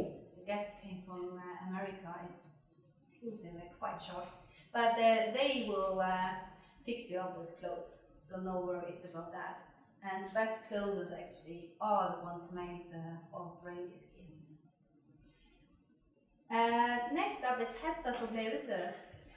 He is working very close with Torn Hotels, and he has several activities. He has a base camp 20 minutes outside Kautokeino, where he can pick you up in the winter time and drive with a scooter and sledge, where he has storytelling in the Lavvo, how the Lavvo was built, how the Lavvo has been functioned. It's a lot of history telling.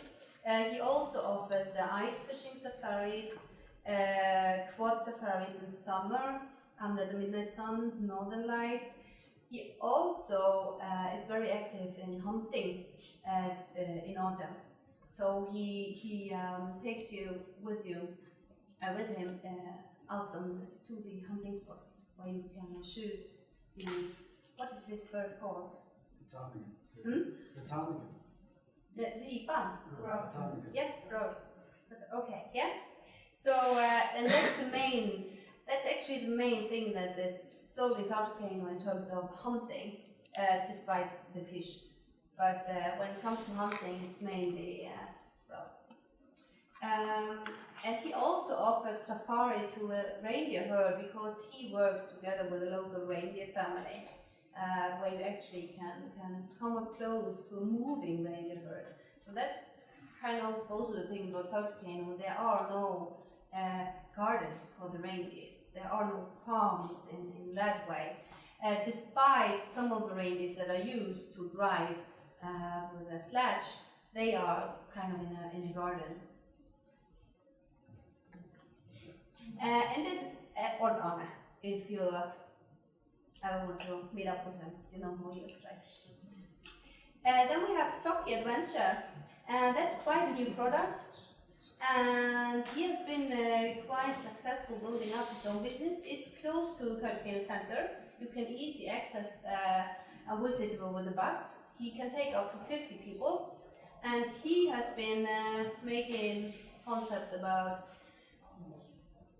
not driving with reindeer sledge, only that you sit and somebody's going, but not you drive yourself and you have some competition, because that's the old way of actually reindeer sledding. Nowadays we can see people selling behind on cheese, but in the old days they were doing it that way. So that's quite a nice product. And he also has a Lavvo. He actually extended with a bigger one this year in order to take larger groups. And he has storytelling, there is Beatles served, and of course also the Sami traditional yoik singing, which you can experience. And this is Ashkas. He's himself also a reindeer owner, as many of the others. This is from Ailo Matki and Tourist. And he also offers, he has, I think it's his cousin that owns the reindeer herd, which you can visit with him. But he also has a lot of equipment, so you can rent cars from him. He actually has also 2 minivans where he can pick up people with. And this is quite nice. This year at Easter he had like scooter sledge taxi in Kautokeino on the river. So he actually created a sledge where you can sit with, like if you were sitting in a bus, because he has placed bus seats on the sledge. It's really comfortable. And as you can see, he can take several people also with him. And he has also several equipments like gamme. where you actually also can stay overnight. Or he also rented it out for hunters in the hunting season. And this is these pictures are gotten so unsharp, but this is Ailo. We call him actually Ailo, even though his full name is Johannes. And he's also CEO of the local museum. I haven't taken the museum within this presentation yet. And I got to talk to someone earlier who said, okay, the museum is quite often closed in summer. And what he told me is, yeah, because it's so little traffic. But you can call, I come, I'm in Enontekiö, no worries. So just give me a call, I open, no worries. And he's a very knowledgeable man, he knows a lot about the history. So it's really worth with it, both to him and also the museum. This is South Safari, and South Safari is living in, it's situated in Masi, which is actually 60 kilometers from Enontekiö, so it's quite in between. And Masi and the South So Dam was actually the place where the Alta action take place by then, which led to the Sami parliament in Norway. And he has riverboat safaris, actually to the South Sudan in summertime. And in wintertime, with him you can take it a bit slower. He has actually the rain ride, where you can sit. Which is a traditional way Sami used to herd and also to wander in old times. He has also a big labo with storytelling and food, and he can take large groups. He's mainly working now with cruise tourists from Alta that are coming to Masi. And this is Johan Hetta. He has been working quite a long time and in Masi and is a really driven business owner. And this is one of our hunting activities. This is actually Viddas Weideman, he calls himself. And he is specialized in hunting, fishing, sprout, and he also has rent out the camp and takes you to the good spots to actually get the sprouts. And he also shows you how to traditionally do it, which is kind of interesting. And this is Johan Anders Sombe. He actually is situated, he lives himself in Enontekiö, but I think he takes his tours in the Masi area. And this is kind of the spot. I went a lot of here, but then we have like Arctic Shortwing here, there you have Masi, and there is Sulawesi. So it's quite vast, but it's really, really interesting to be and help the businesses to grow, to develop, and to make so much more about it, because I think I love cooking. As you probably can hear. Now I don't know why this is not playing. You come and do you have time? We actually ran a bit over, if you don't mind. Yes. This is actually just this was from a broadcast show, and I called it, which was reindeer herding minute by minute. So they follow the family throughout the migration, and the reindeer herder actually drove with a sledge and fed the reindeer, and the R stands for his wife's first name, Rautna. So let's go again. Thank you, Antje. Yes, thank you.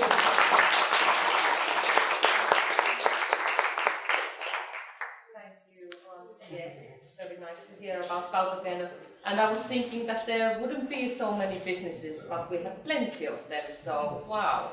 Yes, and I haven't even been able to show you all. All of them, yes. But you can talk with Antje later on this afternoon. She will have her own hosted table. So yes.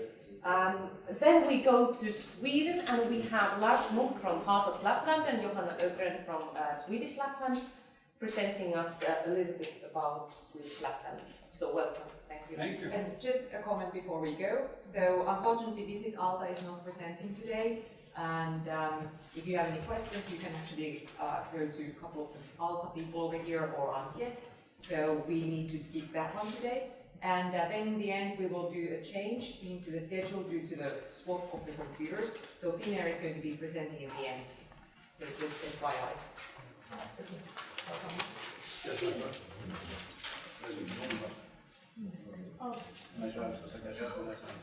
All right, guys.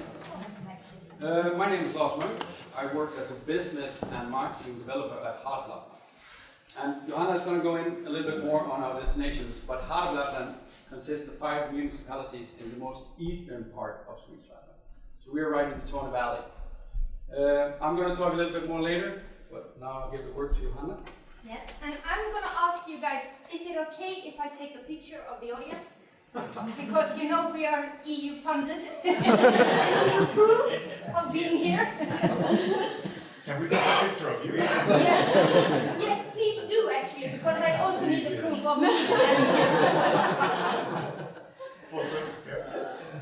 You need to wait. Yeah. Results are not important, reports are. You know how it is. So, Swedish Lapland, and I think if we're going to present all the companies that we have in Swedish Lapland, it would take quite some time. So I'm not going to do that. I'm gonna save you from that. But Swedish Lapland, your Arctic destination. Swedish Lapland doesn't exist, you could say, because it's not a landscape.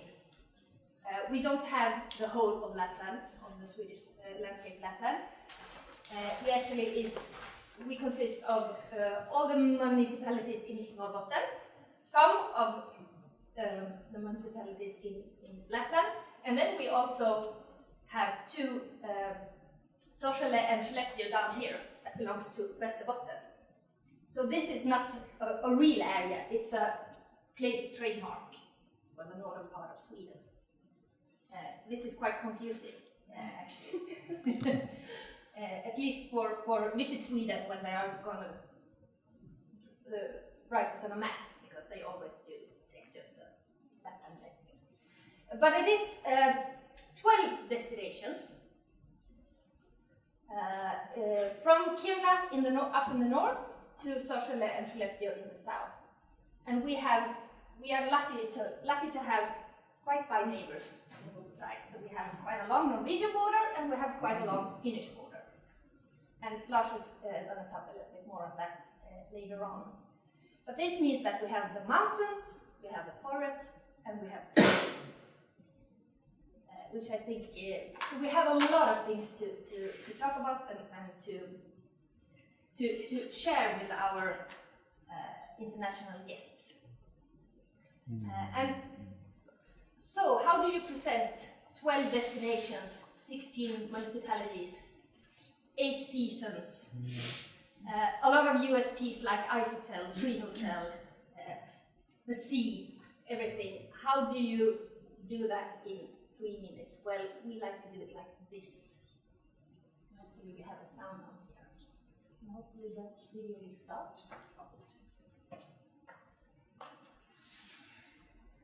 Worked? It worked earlier? Yes, it did. Actually, yeah.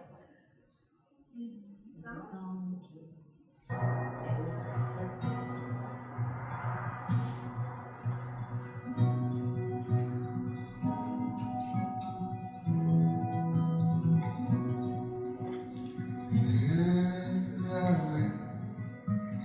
Golden bells across these hidden feet, chasing that thought of the first day. You've always been told at the end of the road you'll find a pot of gold. Your friend is right. Old words change and wear.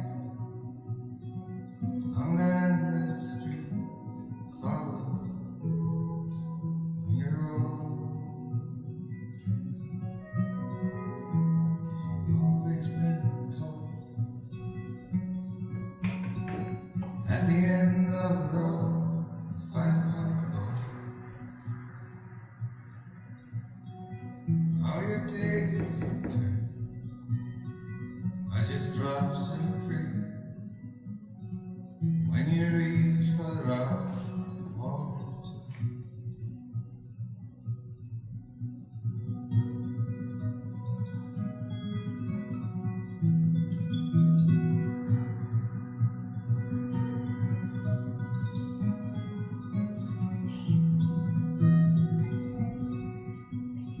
absence of gods to be trusted. Trying to figure this out. Seems the mountains change. We're all landed in our own ways. The stories go. At the end of the road, we'll find a bungalow. All your days in turn are just drops in the creek. When you reach for the rocks, water's too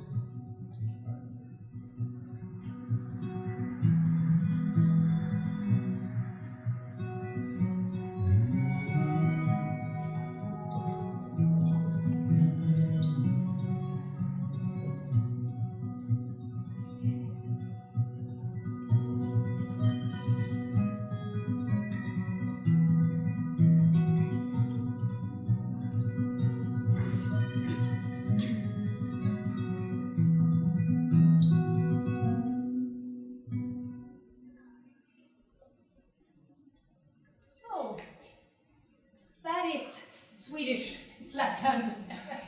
A lot of things. We have a lot of things to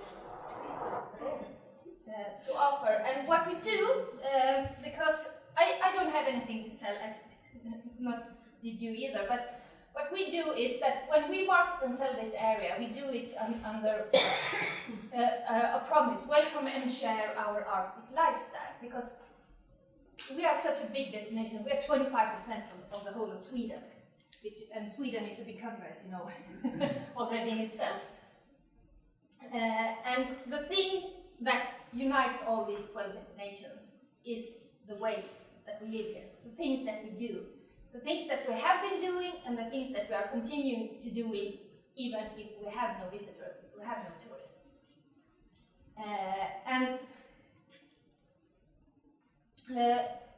This is actually everything that we do, everything that we communicate, everything that we sell, are we doing under the parole of welcome to share our Arctic lifestyle.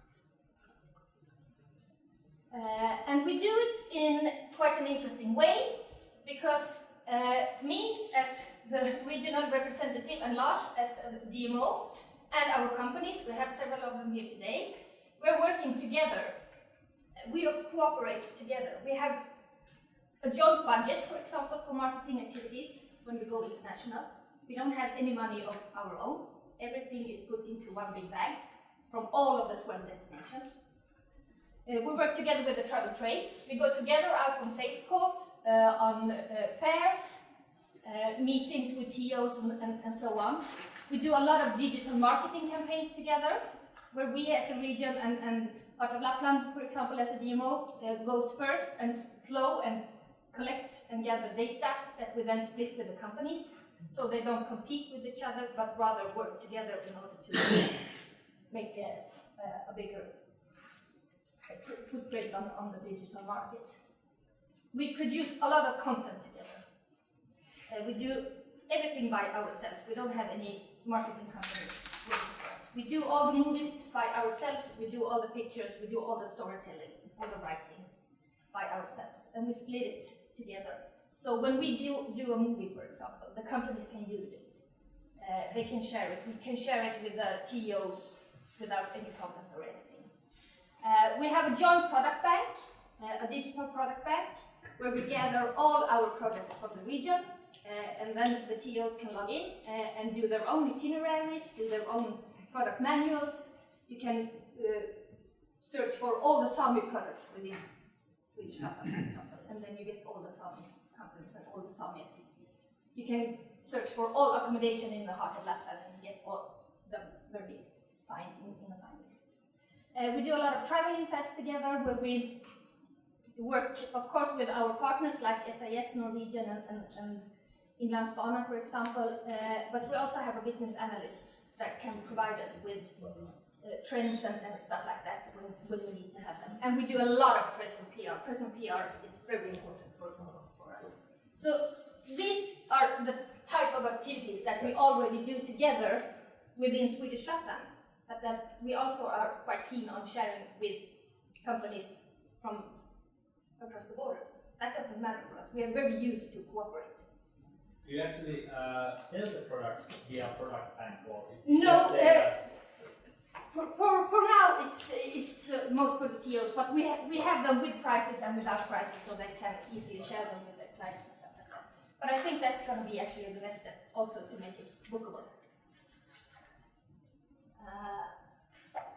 And I think same, but different. So even though our guests, I think you all have experienced that as well. Our guests, when they come here, they don't even know in which country they are, actually. And sometimes I don't even know in which country I am, because I live up in Kiruna near the Finnish border. And my phone, at least, doesn't know in which country it is from time to time. But still we see some differences when we compare Sweden with Norway and Finland. So, and you can call them our USPs or whatever. And this is a quote from one of our Dutch entrepreneurs. He's living in the south of Swedish Lapland in Sorsele. And he said, when we asked him to describe Swedish Lapland, he said, it is, how should I say it, you are alone. And for a Dutch guy, that is quite important because they are never alone in the Netherlands. But I think that is what is the difference between us, because we have quite small, authentic experiences. When you said, this is a very small accommodation, only 21 rooms, and I mean, whoa, that is actually quite big for me. So we have a lot of small, genuine lodges. We also have some larger resorts, but it's not the levy kind of resorts in Swedish Lapland. We are quite small. We have small groups, more genuine groups, and the TOs often refer to us as the hidden gem of the Nordic, because we are quite unknown. We are you are a bit ahead of us. But I think that is the biggest difference between us. We don't have the big resorts. We have small accommodations, small activity groups, often around 10 to 12 people at maximum. And that is small scale business and a lack of mass tourism, if you would call it that way.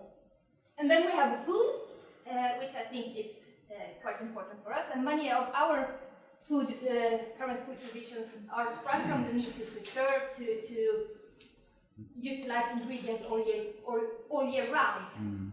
Drying, smoking, curing, stuff like that. We of course have the college Big Row, which is up there with the Parmesan cheese and champagne, and a very famous international ingredient. And I think that is, we have a very strong local food culture in Swedish. And then we also have something, I think you guys have it too, but in a bit of a different way. We have the freedom to roam. We roam around a lot in Swedish Lapland. We have other regulations around snowmobiles, for example. We have other regulations also around fishing. And there are some other stuff as well. But that means that it's quite easy to get into nature and do the type of nature activities that our international guests want. But then we have a lot of things that also unites us with our neighbors, and that is Lars going to tell you more about. Yes. Let's see. There, coffee. The thing that unites us. Originally, I can just tell you, I was born in Denmark. For those of you who don't know, I moved to Swedish Lapland in 2004, so I spent 15 years up here. And I can tell all 3 countries you got better coffee than Denmark. Who got the best of us within the 3 northern countries, I won't say. But one thing for sure, we got good coffee here. And I don't know if you noticed while the movie was playing, they served coffee. Did you see the brand on the coffee package? Lämmelkaffe.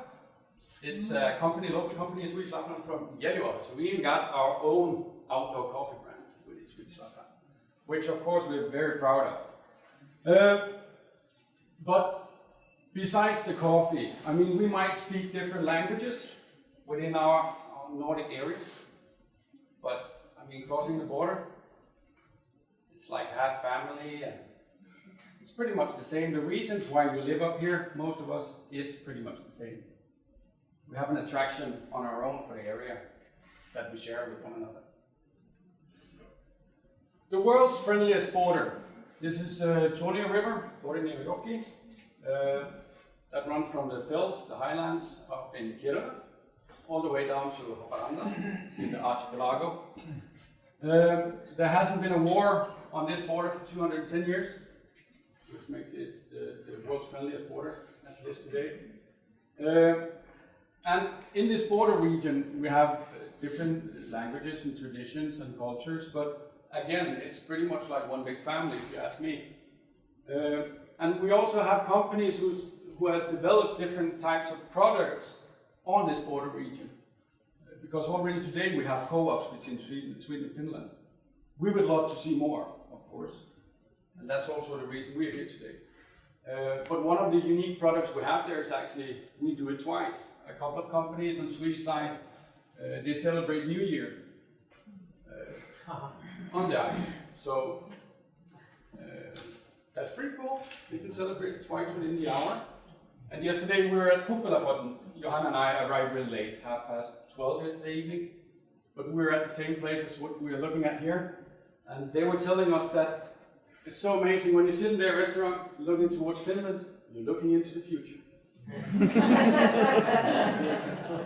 They can wake up every morning and they can look on the Finnish side and they can tell what's the weather, what the weather's going to be.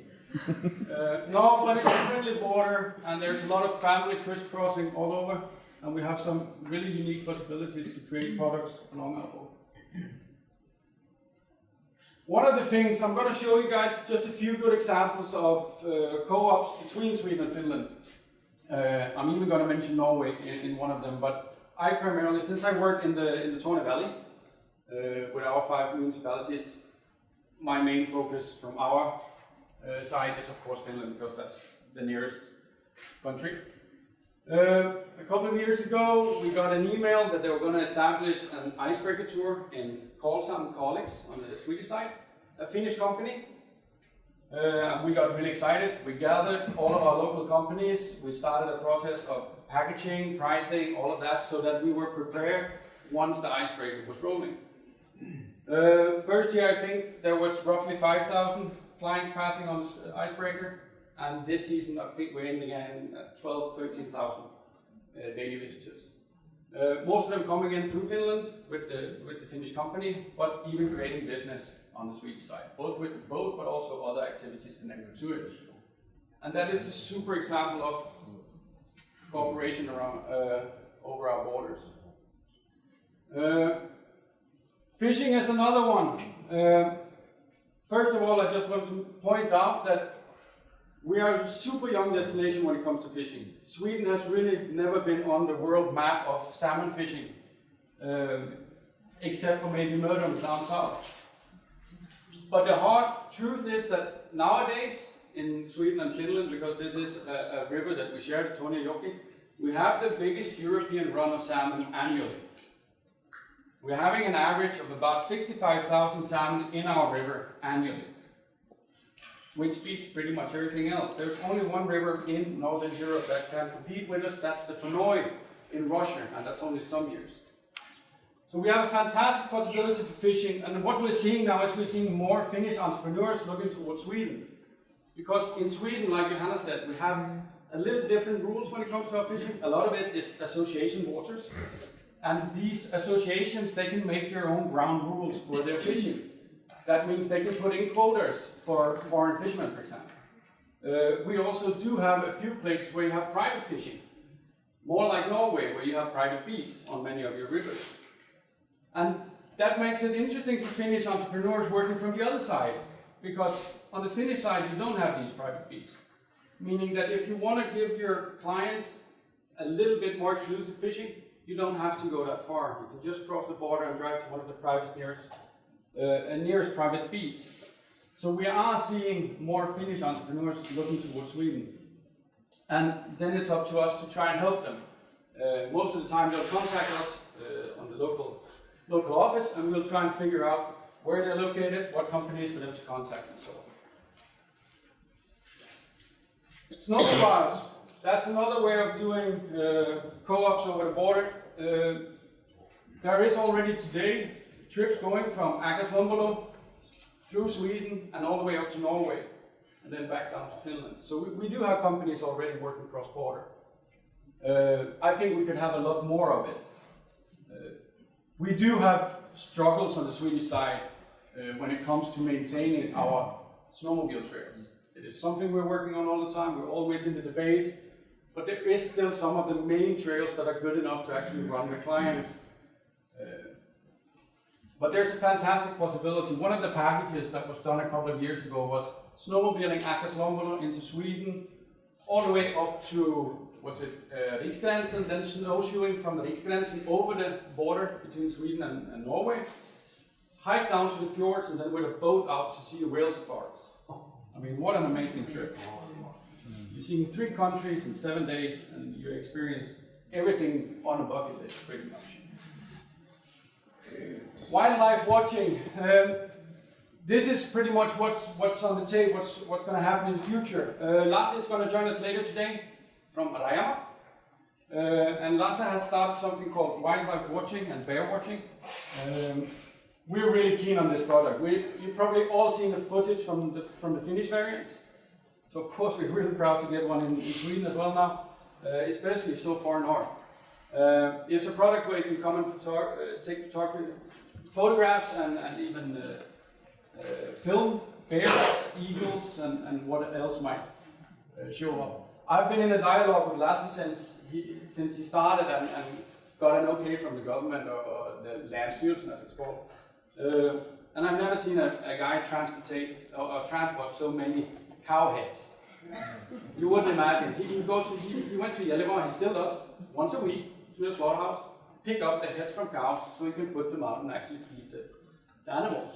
Because that's what his license is for. He's one of the few in Sweden who are allowed to do this for a commercialized purpose. We also have other things popping up now, and I think it's really important that if any of you feel the interest of working on the Swedish side, that you make sure to keep in contact with us for latest news and updates, and also if you have anything you're looking for on the Swedish side, we are the ones to go to. We have all the companies in our register, and we're there to help you guys as well, just as we help CEOs on the international market. Alright. Visit Arctic Europe is another sign of cooperation between our 3 northern countries. I don't know if you want to slide a word in there. No, I think some of you guys I know are at least some Swedish friends that are involved in this project, and I think perhaps also some Norwegian and Finnish ones. But this is of course quite a big thing that we're doing together as a joint project, and we have been doing it for the last 3 years, and we will continue to do it for another 3 years. And this is quite an interesting and exciting project that we work together on. So I think this cooperation between the 3 countries is going to be more and more natural in the future in regards to initiatives like this, and of course also this project. Last but not least, like I just mentioned, today we are not here to sell. We are here as representative for all our companies, and as you understood earlier when Johanna explained, there's quite a few of them. But we hope that we might be able to at least share some info with you guys, or at least that you give us a list of demands and criteria for your type of co-ops across the border, and then we can actually get back to you with companies we could suggest. Yeah. We are sort of matchmakers. Yeah, we're dating site today. Tinder for tourist company. Yeah, exactly. Oh, you got So that. please swipe. What is it? I have been married for the last couple of years. Left or right? Just pick the right one. All right, I think that's all for us, unless you have any questions. All right, cheers.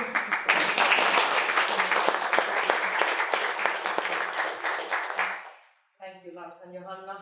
We have saying in Finland, kyllä ne ruottalaiset osaa. Boy, those Swedes know how to do things. So, yeah, thank you for that. And Lars and Johanna will have a matchmaking poster table in the afternoon, so you can meet with them later on as well as the few of the companies from Sweden. So, please join.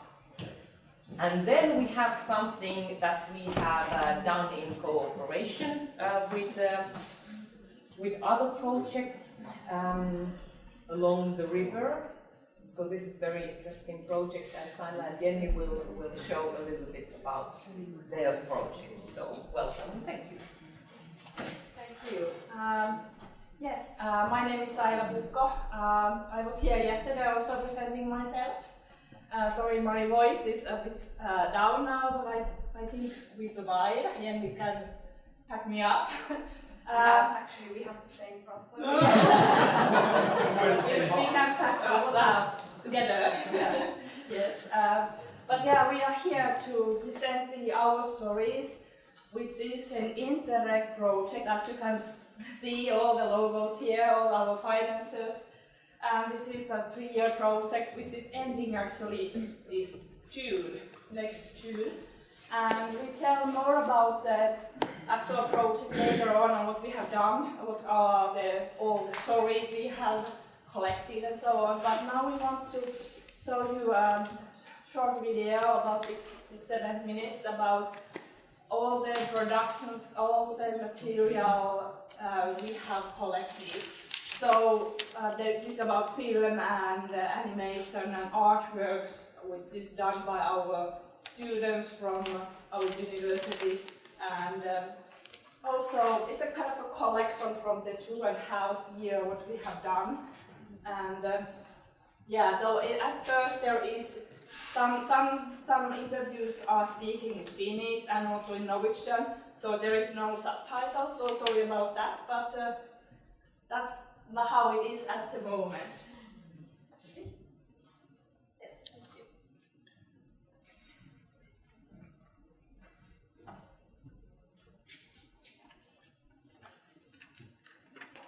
And there should be sound coming. Yeah, there is. So where's the beginning? Tarina alkaa oikeastaan Jokilaaksosta. Tästä Jokilaaksosta. Siinä syötiin sitten, että yhtäkkiä rupesi sitä lukuvalta kuului kauhean mölinää. Äijä vihasi ääneen ja joku äijä siinä möykkäsi humaalla seinäiset. Ja heitti se ulos se äijä sitten. Sitten me kysyttiin, että mikä meistä oli. Oli kunnon valtuuston puheenjohtaja. Oli vanhoittenkoilla töissä ja siellä yksi täti lankesi ja löi pahoin ohimen, että alkoi tulla kovasti verta. Ja me hoitaja keskenään arvelimme, että mehän me lähteä sen kanssa sairaalaan. Niin se yhtäkkiä se haava valkeni. Se heitti vuotamasta. Siinä seinän takana asui yksi vaari, joka oli verentypäyttäjä. Hey, what do you guys think about the Tornedalen Pride? Do you think someone will enjoy the parade if we have it in Pajala? And all of us just started laughing because that was like this really absurd idea. It's crazy to have a pride in Pajala. But then we talked about this some more and was thinking about why not? Why we can try. Men det har fått meg til å føle meg så fri og kjenne det at vi så heldige som bor i dette landet, hvor vi faktisk kan ta våre valg. Og jeg kunne hatt hvordan som helst jobb. Jeg har vært på universitetet i 5 år, jeg kunne ha gjort 1000 andre ting. Men jeg står fritt til å kunne velge å gjøre nettopp dette.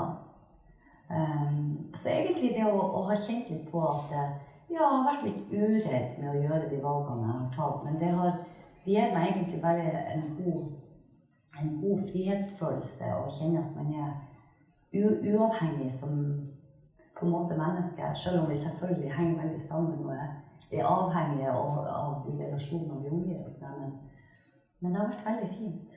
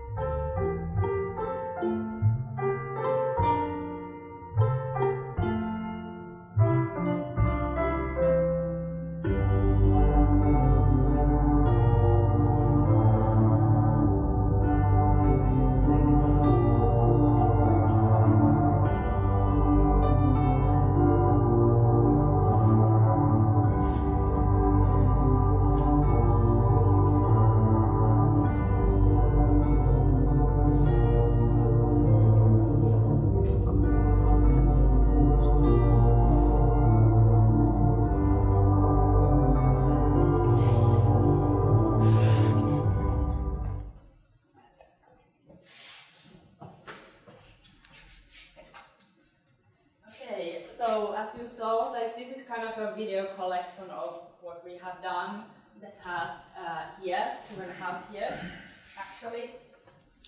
And we are in our presentation now. And yes, so this was a collection of films and artwork, interviews we have in the beginning of the project. We made multiple story collection tours from Tornio, Haparanda, Pajala, Ylläs, actually from here, Hetta, and then end up to Sturslet. So we have, of course you have seen these, a 3-year project, and it's Interreg financed, and the idea of this is to collect stories, to bring out the local culture heritage. And that's why Interreg has financed us, especially for bringing out those rich cultural heritage and history of our region. And our main region is the Northern Lights route. Do you know what is Northern Lights route? Yeah, quite many. But actually, the fact is that if I ask just randomly from people, what do you know? So some may know, but quite many doesn't. Yet even it's from 2002, it is the official tourism route, going from Tornio, Haparanda up until to Kilpisjärvi to in Tromsø. So it connects 3 countries, 3 regions along the borders. And this is the region we want to make alive, make this kind of culture heritage that people know, especially local people. But we also, in the long run, we want to attract also visitors to get familiar with our local culture heritage and culture, and all these different languages. So in total we have 6 languages we are spoken here. We have Finnish, Swedish, and Norwegian, Ven, Sami, and then Meänkieli. So there are quite much of the culture. Then about the story collection, because I said that there is a story collection we have done all the way from the beginning until the end. And we have done a lot of those kind of tours, so we have toured around, back and forth of this route, visiting different places, inviting people to tell us stories. So all the stories we have collected is from all the local people. Also some people from the elderly homes, from the schools, and then also some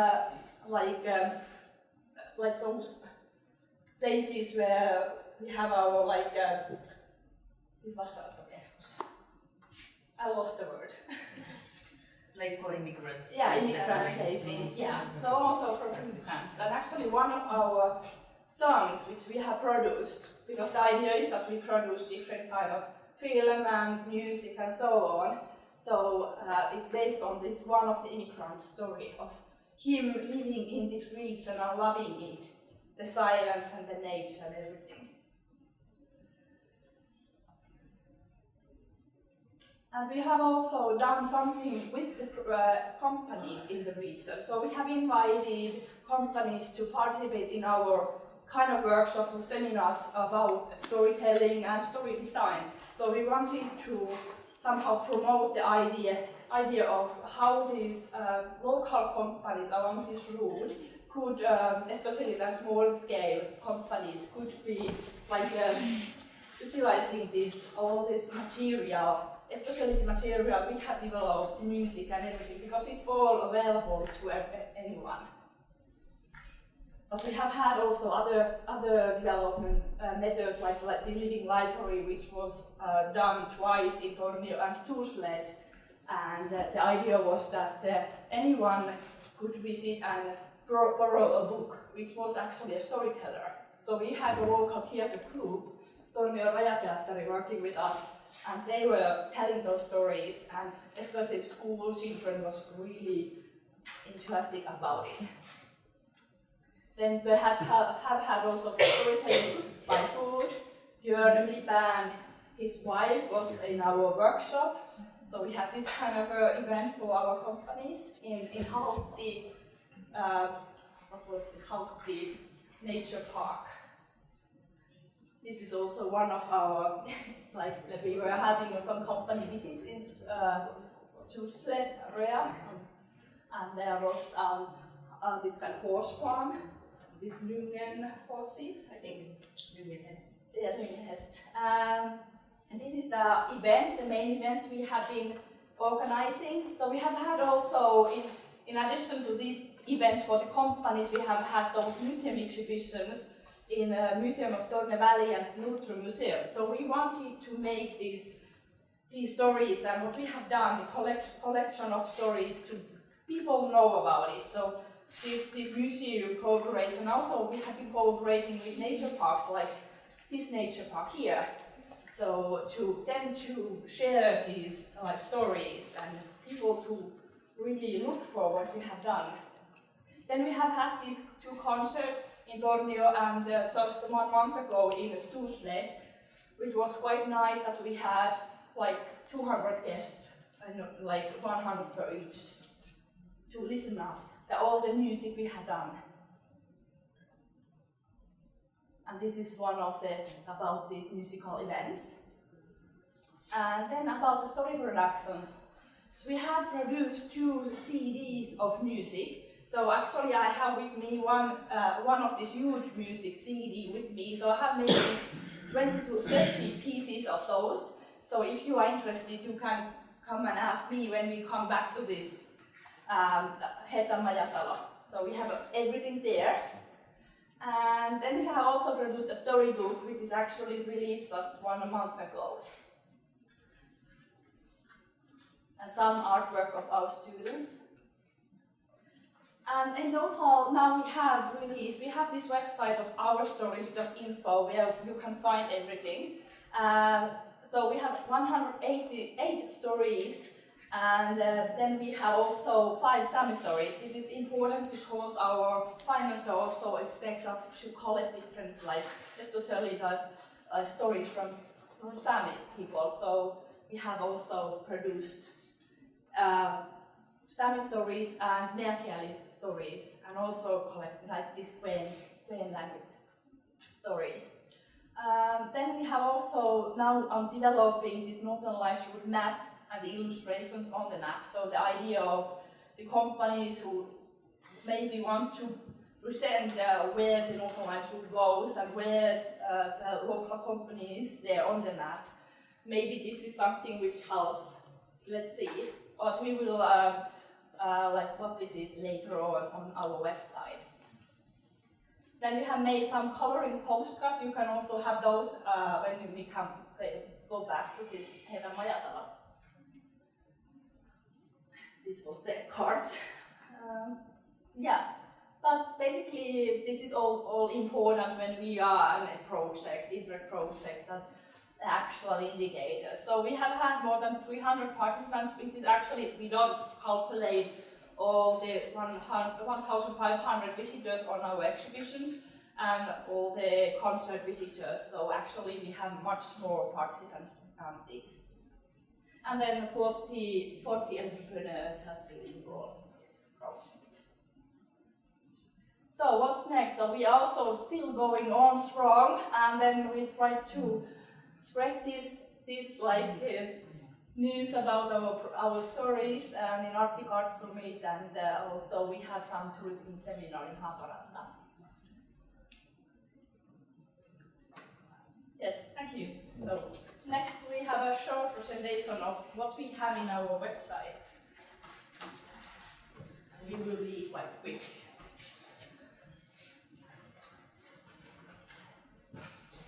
Yes, hello everyone. I will now shortly present the website where we have all these stories. But this website, it's a combination of the stories presenting the rich culture and also the diverse landscape along this Northern Lights route.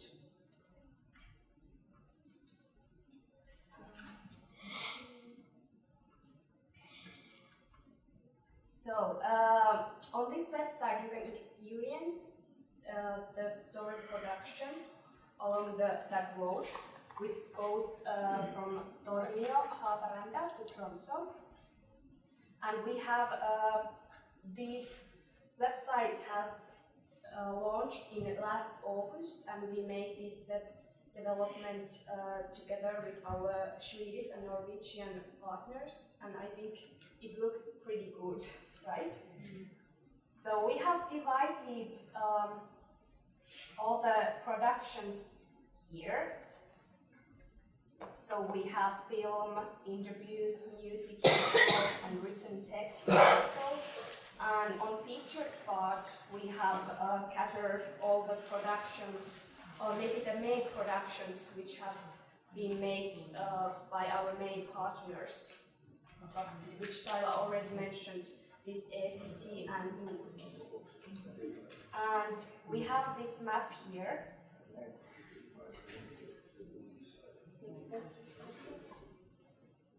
So from here on the map, you can see all the origins of the stories, and it can be the location of the story and also the home place of the story retailer.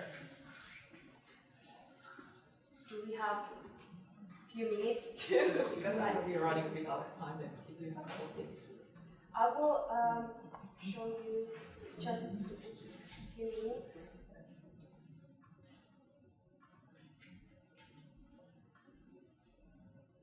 So we wanted you to hear some music what we have produced in the project. So maybe just 1 minute, you can now just a bit relax and maybe close your eyes and enjoy the music. What we have here. Let's see if it's working.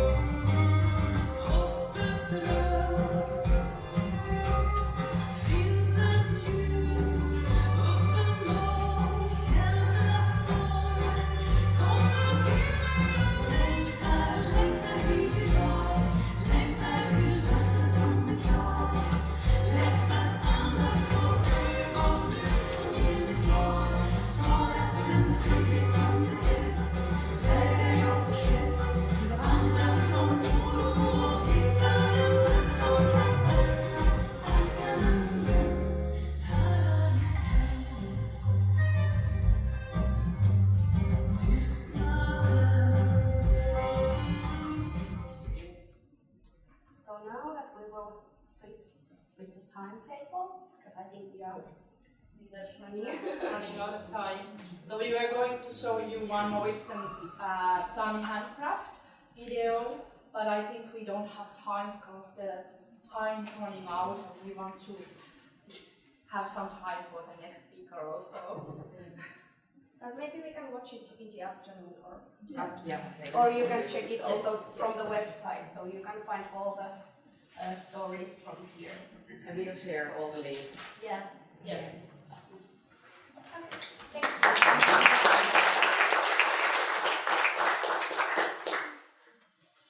Thank you, Saila and Jenny. It's a very interesting project, and we are glad that you are making it continuing in the future, hopefully. Yeah, that's IOI.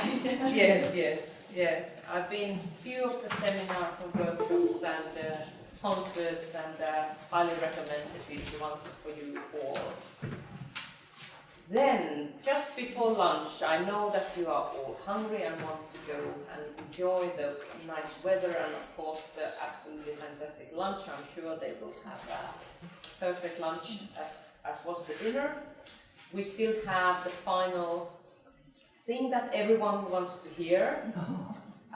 We call him Jerkko because it's easier for us to call him Jerkko, but Jerkko has something to show us about Finnair, disco music. What is this? That's the problem that they mentioned earlier. Yeah. If you change it, Well, it's right. Okay. Try to put it on the large screen first.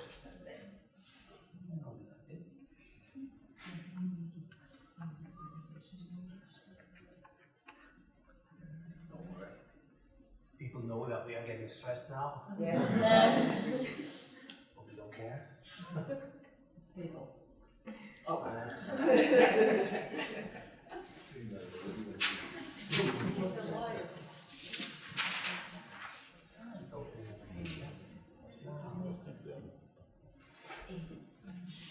Let's see if this helps. It's part of the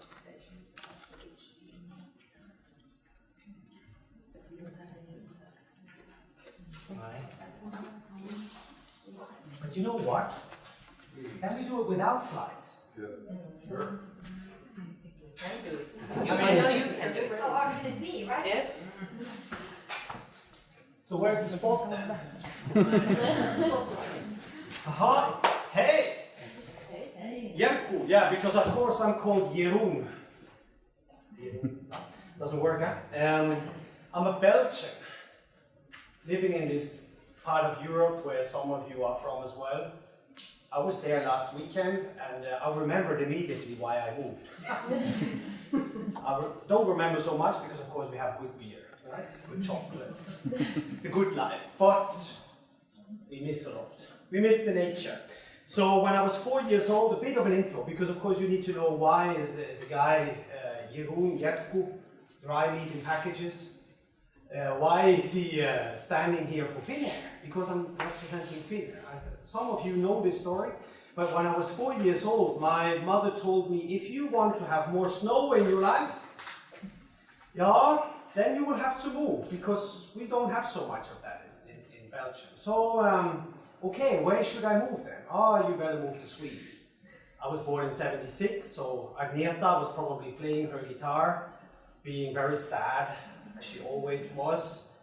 And of course that was in Sweden, in early 80s. So, oh, hey, let's move to Sweden. And then of course Eurovision, you know, I'm a bit of a fan of that. So, and Sweden always wins every second year. Not Denmark or Norway or, no, Sweden. So, then I ended up in Sweden at the end of the day, because I was working for SAS. I was working for Blue One.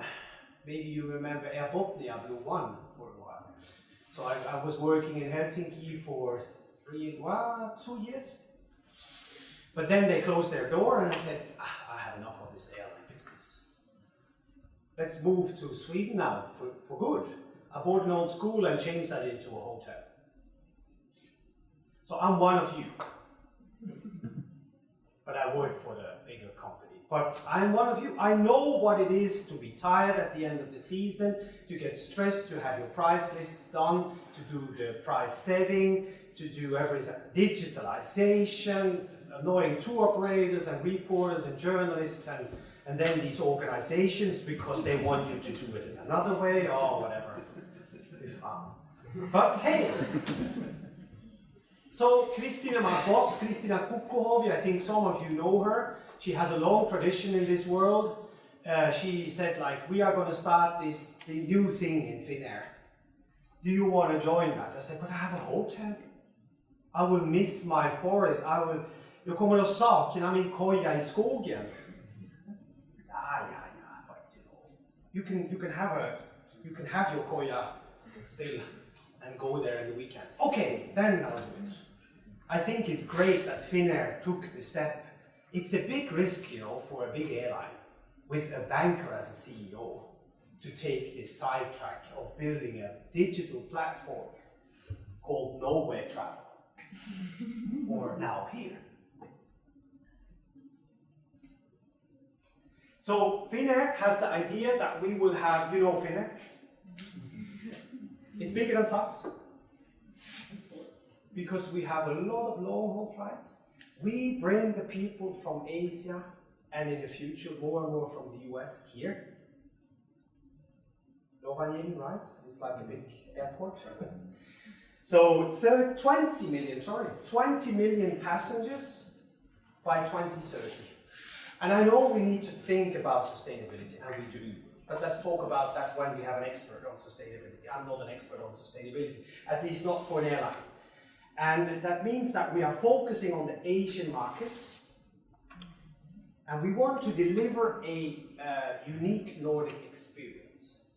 Instead of just saying, hello, welcome, enjoy 10 hours with us, bye-bye. We want to inspire them, say, why do you want to go to this part of the world? Then tell the story, make them book. First of all, an experience, then an accommodation.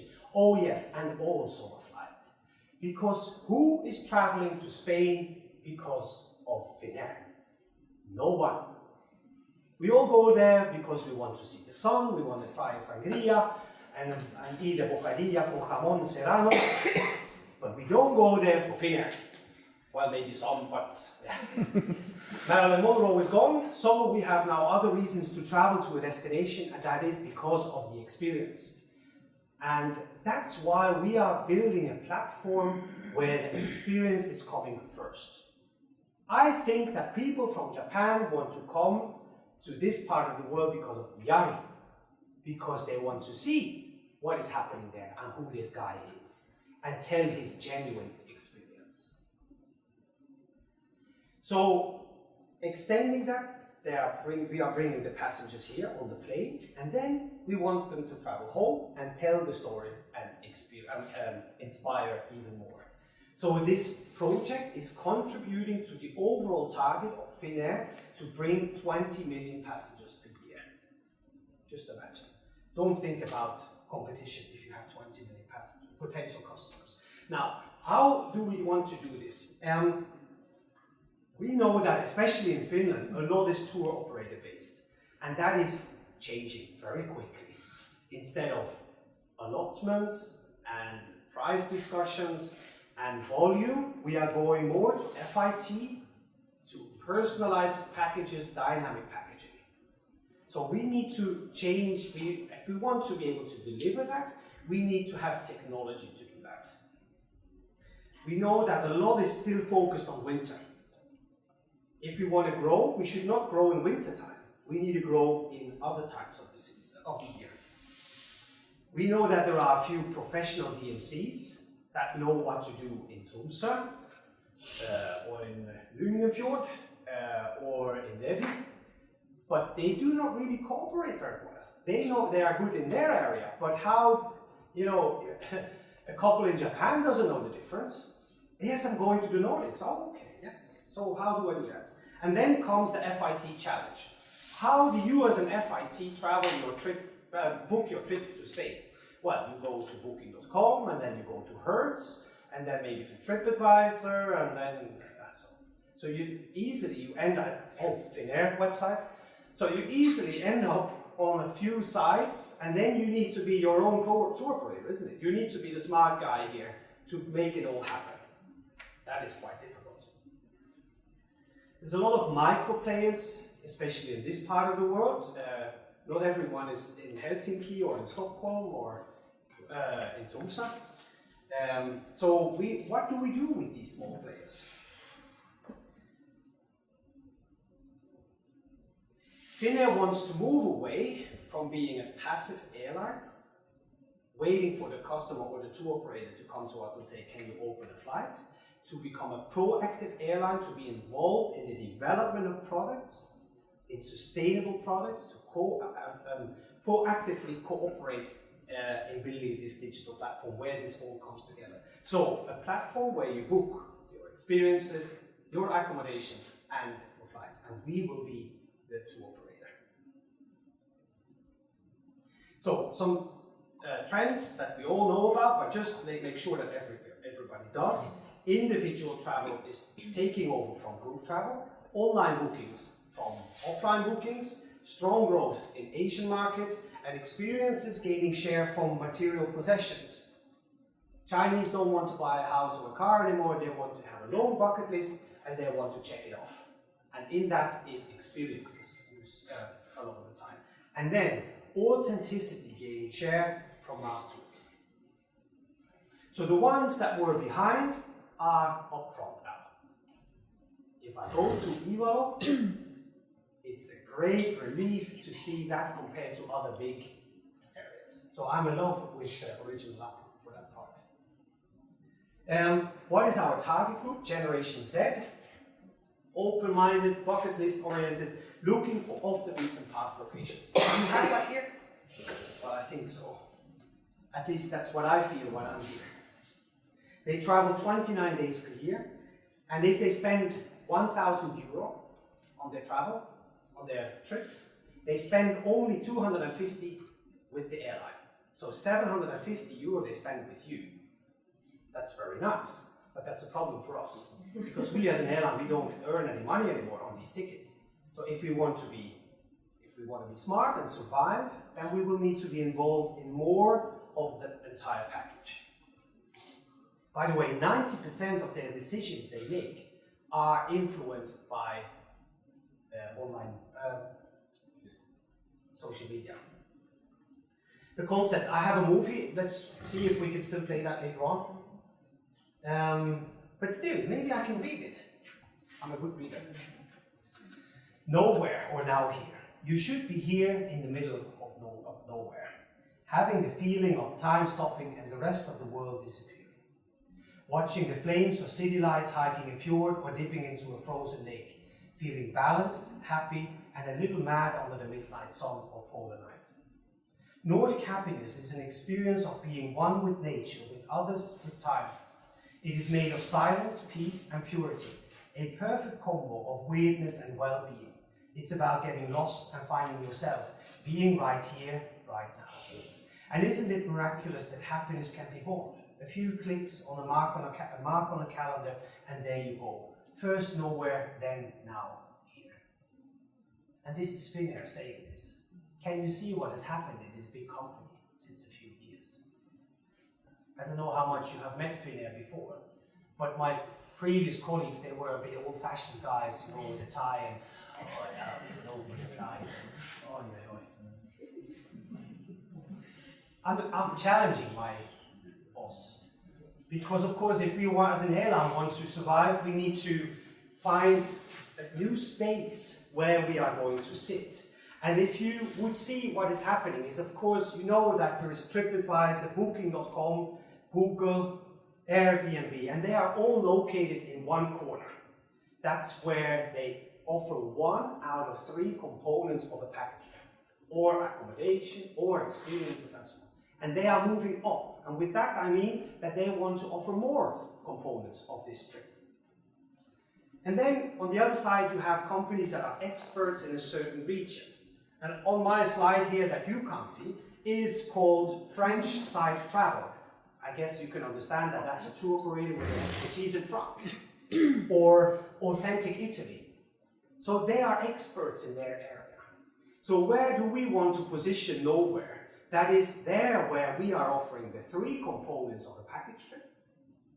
And we want to be the experts in the Nordic countries.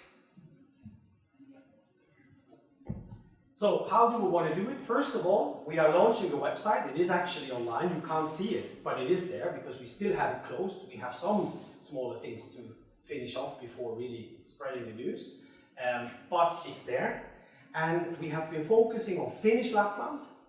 I think some of you have seen me too many times now, so it's time to start going to Sweden and Norway, or to other parts of Finland, and as well Helsinki. So Helsinki and Finnish Lapland are well covered.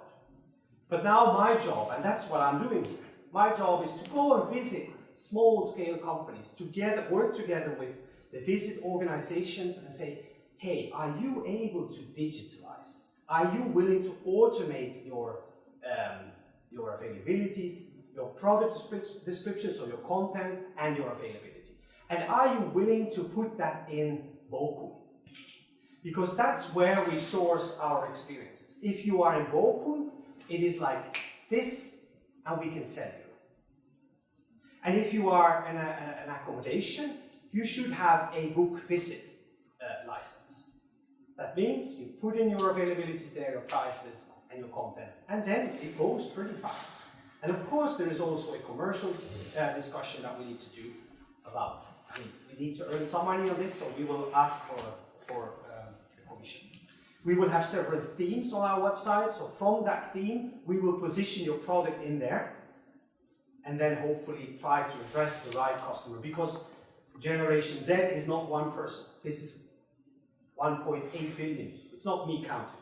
We got that from a friend of us who was counting. Okay, then maybe a few words still. What is it that I expect from our suppliers? I'm very glad that Lisa is here, because for me sustainability is a lot. When I started Stilleven in Sweden a couple of years ago, I said from day one, the three main elements that you always need to think of when you run a business in sustainable tourism is that you take care of the earth, you take care of the people you work with, and you share your profit. If whatever you do in your work is in line with these three elements, you are pretty safe. Because it means you look at the environment that you live in, the people that you work with, and you reinvest your profit in your local economy. And I think then you get very close to what Lisa is looking for. I can't do that work myself, so I have decided together with my colleagues in the office, if we want to work with a supplier, you need to go through that process. Not because I am saying that. No, because that's our future. We cannot do this differently anymore. We need to do it this way. There's no way out. And I don't know how we will do in Sweden, but Lisa, I mean, you just swim over the river at the Tornio and then they'll do it the same way. I think they already do a lot, and in Norway. But of course, it's always good when it is standardized in a certain way so that the Japanese couple knows that the border isn't a real border. We are looking for people that can think long up front, so at least availability is 18 months ahead. We want to buy products with participants from 2. So I'm not buying any group sessions. We are going to buy products that you also sell on other platforms. But I'm going to bring a few customers for you. So from 2 participants. We buy net rates. So prices including VAT, but no commission. The commission level we will talk about, of course, but we are buying net rates.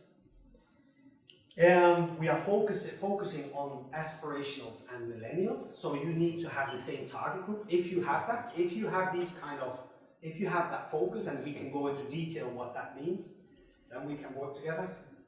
And I'm looking for small scale. I'm looking for genuine, conceptualized, and available year-round. Of course, you can go on a holiday, baby. You need to go on a holiday because you need to take care of yourself. But we want you to think year-round. So, because winter is full, isn't it? So if we want to help you fill, or I would say help you to make more profit, then we will probably need to help you also in summer season. Yeah. You know what? I think I will stop talking here, but I want to give you the opportunity to ask some questions, if that's okay. Yeah? Yes, very good. Any questions at this point for Jerkko? Yes, Georg? How close the suppliers have to be to the airport? Not that close, because if that company can arrange transportation, local transportation, then we will buy it. So it have to be local transportation from the next airport? Yeah, I think where that Finland is. Yes. I think that our potential customers from Japan are not very good at driving in winter conditions with a rental car. We are looking at putting in rental cars in the future as well, like the trains, so VR and SG and so on. So, but I think at this point, with the startup phase, we prefer suppliers that are willing to pick them up from the airport. By the way, this is flights with One World Airlines, including Widerøe. Any other questions? Yes? So if you're looking for small and authentic, does that mean that you're going to come back as an airline to Enontekiö? Say again, sorry I couldn't hear you. If you're looking for small and authentic, and if you want the suppliers to be near to the airports, does that mean that Enontekiö as an airport is going to be... No, I think for Finnair at this moment, this airport it has no future, I have understood. It really doesn't make sense to open yet another airport between Kittilä and Tromsø. Now you're talking to the wrong person because I'm not sitting at network, but there is many opportunities to travel from Kittilä to Hetta and then onwards to Tromsø. So we could definitely make a package out of that with local transportation or a rental car in the future. Yes? You have talked a lot about the Asian market, and Sweden is not that big on the Asian market yet, and we are discussing quite a lot on how to take on the Asian market because it's quite big, and we have seen some over-tourism in some parts of the region and Iceland as well. Have you any thoughts on how to take on that type of problem? Well, I cannot solve the over-tourism with the big Chinese groups. That's of course not something we can solve. What we believe is that our planes in the future will not be filled by groups anymore. They will be filled by FITs. And that's why we are looking with this Visit Arctic Europe also at potentially more flights that are going to connect the local airports. Because if you want to travel from Kittilä to Tromsø, you need to do it on ground transportation. So the more there are FIT travelers, which are not looking at the high season moments, then you will get more FIT. So it's like, what is first, the chicken or the egg? And we are willing to take the risk of doing both, investing in helping you to develop your products, and so that we can sell them, and at the same time see a potential of more flights for local destinations. And then I think we will solve it, because regular flights brings more regular tourists, and not so many, I would say, the tour operator-based tourists. Yeah, Georg has something as well. In Norway, we're using a lot of city break for activities. Yeah. Is this? Are you in easy access then with the easy access? Yeah. It's doable, but we don't prefer it for the reason that we see that Bokun is for many reasons better. But it's not. I would say it's not a showstopper. As long as we can connect them, I think we. But so let's not put that as a reason why not to meet you, because I would like to visit your area.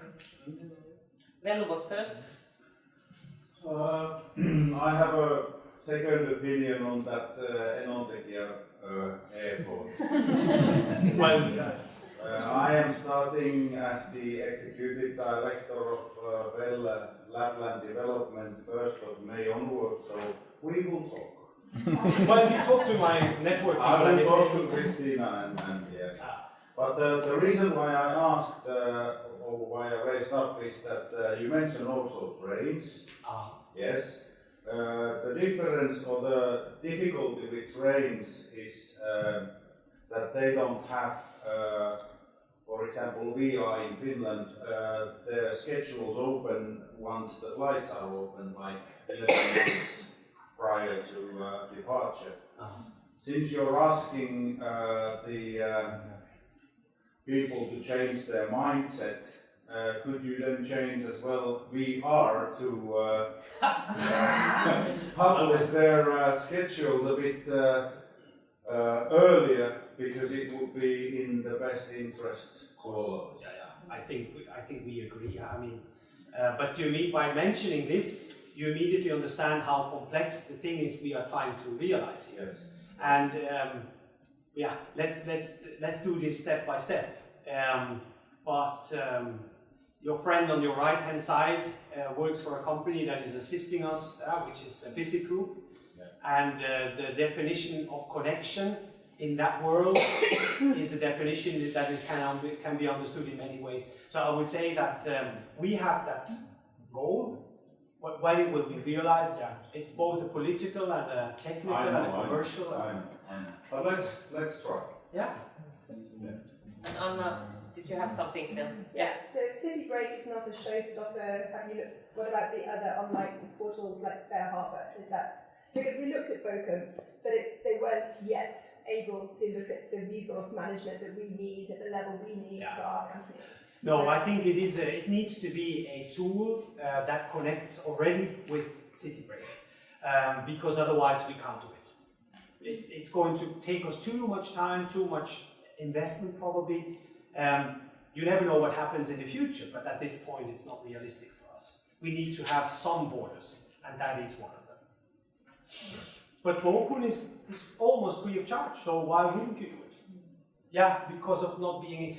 I don't think that there is a system that is 100% exact what you want, but maybe close to it. Okay, final one from you. Commission level, you mentioned. Yeah. Well, that is I would say, confidential discussion. So let's have a talk. Yes, most of you will have one-on-one sessions later in the afternoon with Jerkku, and if there still is someone that likes to have a talk, then contact Hanna. We can try to arrange it. But this was something I wanted to show because we're talking about the routes. This company called Busring is starting this Arctic route on next winter season, and this is one of the slides from the presentation, which has prices and everything. So I will send this PDF to you all later on. But just a reminder, there's something else happening as well in our region.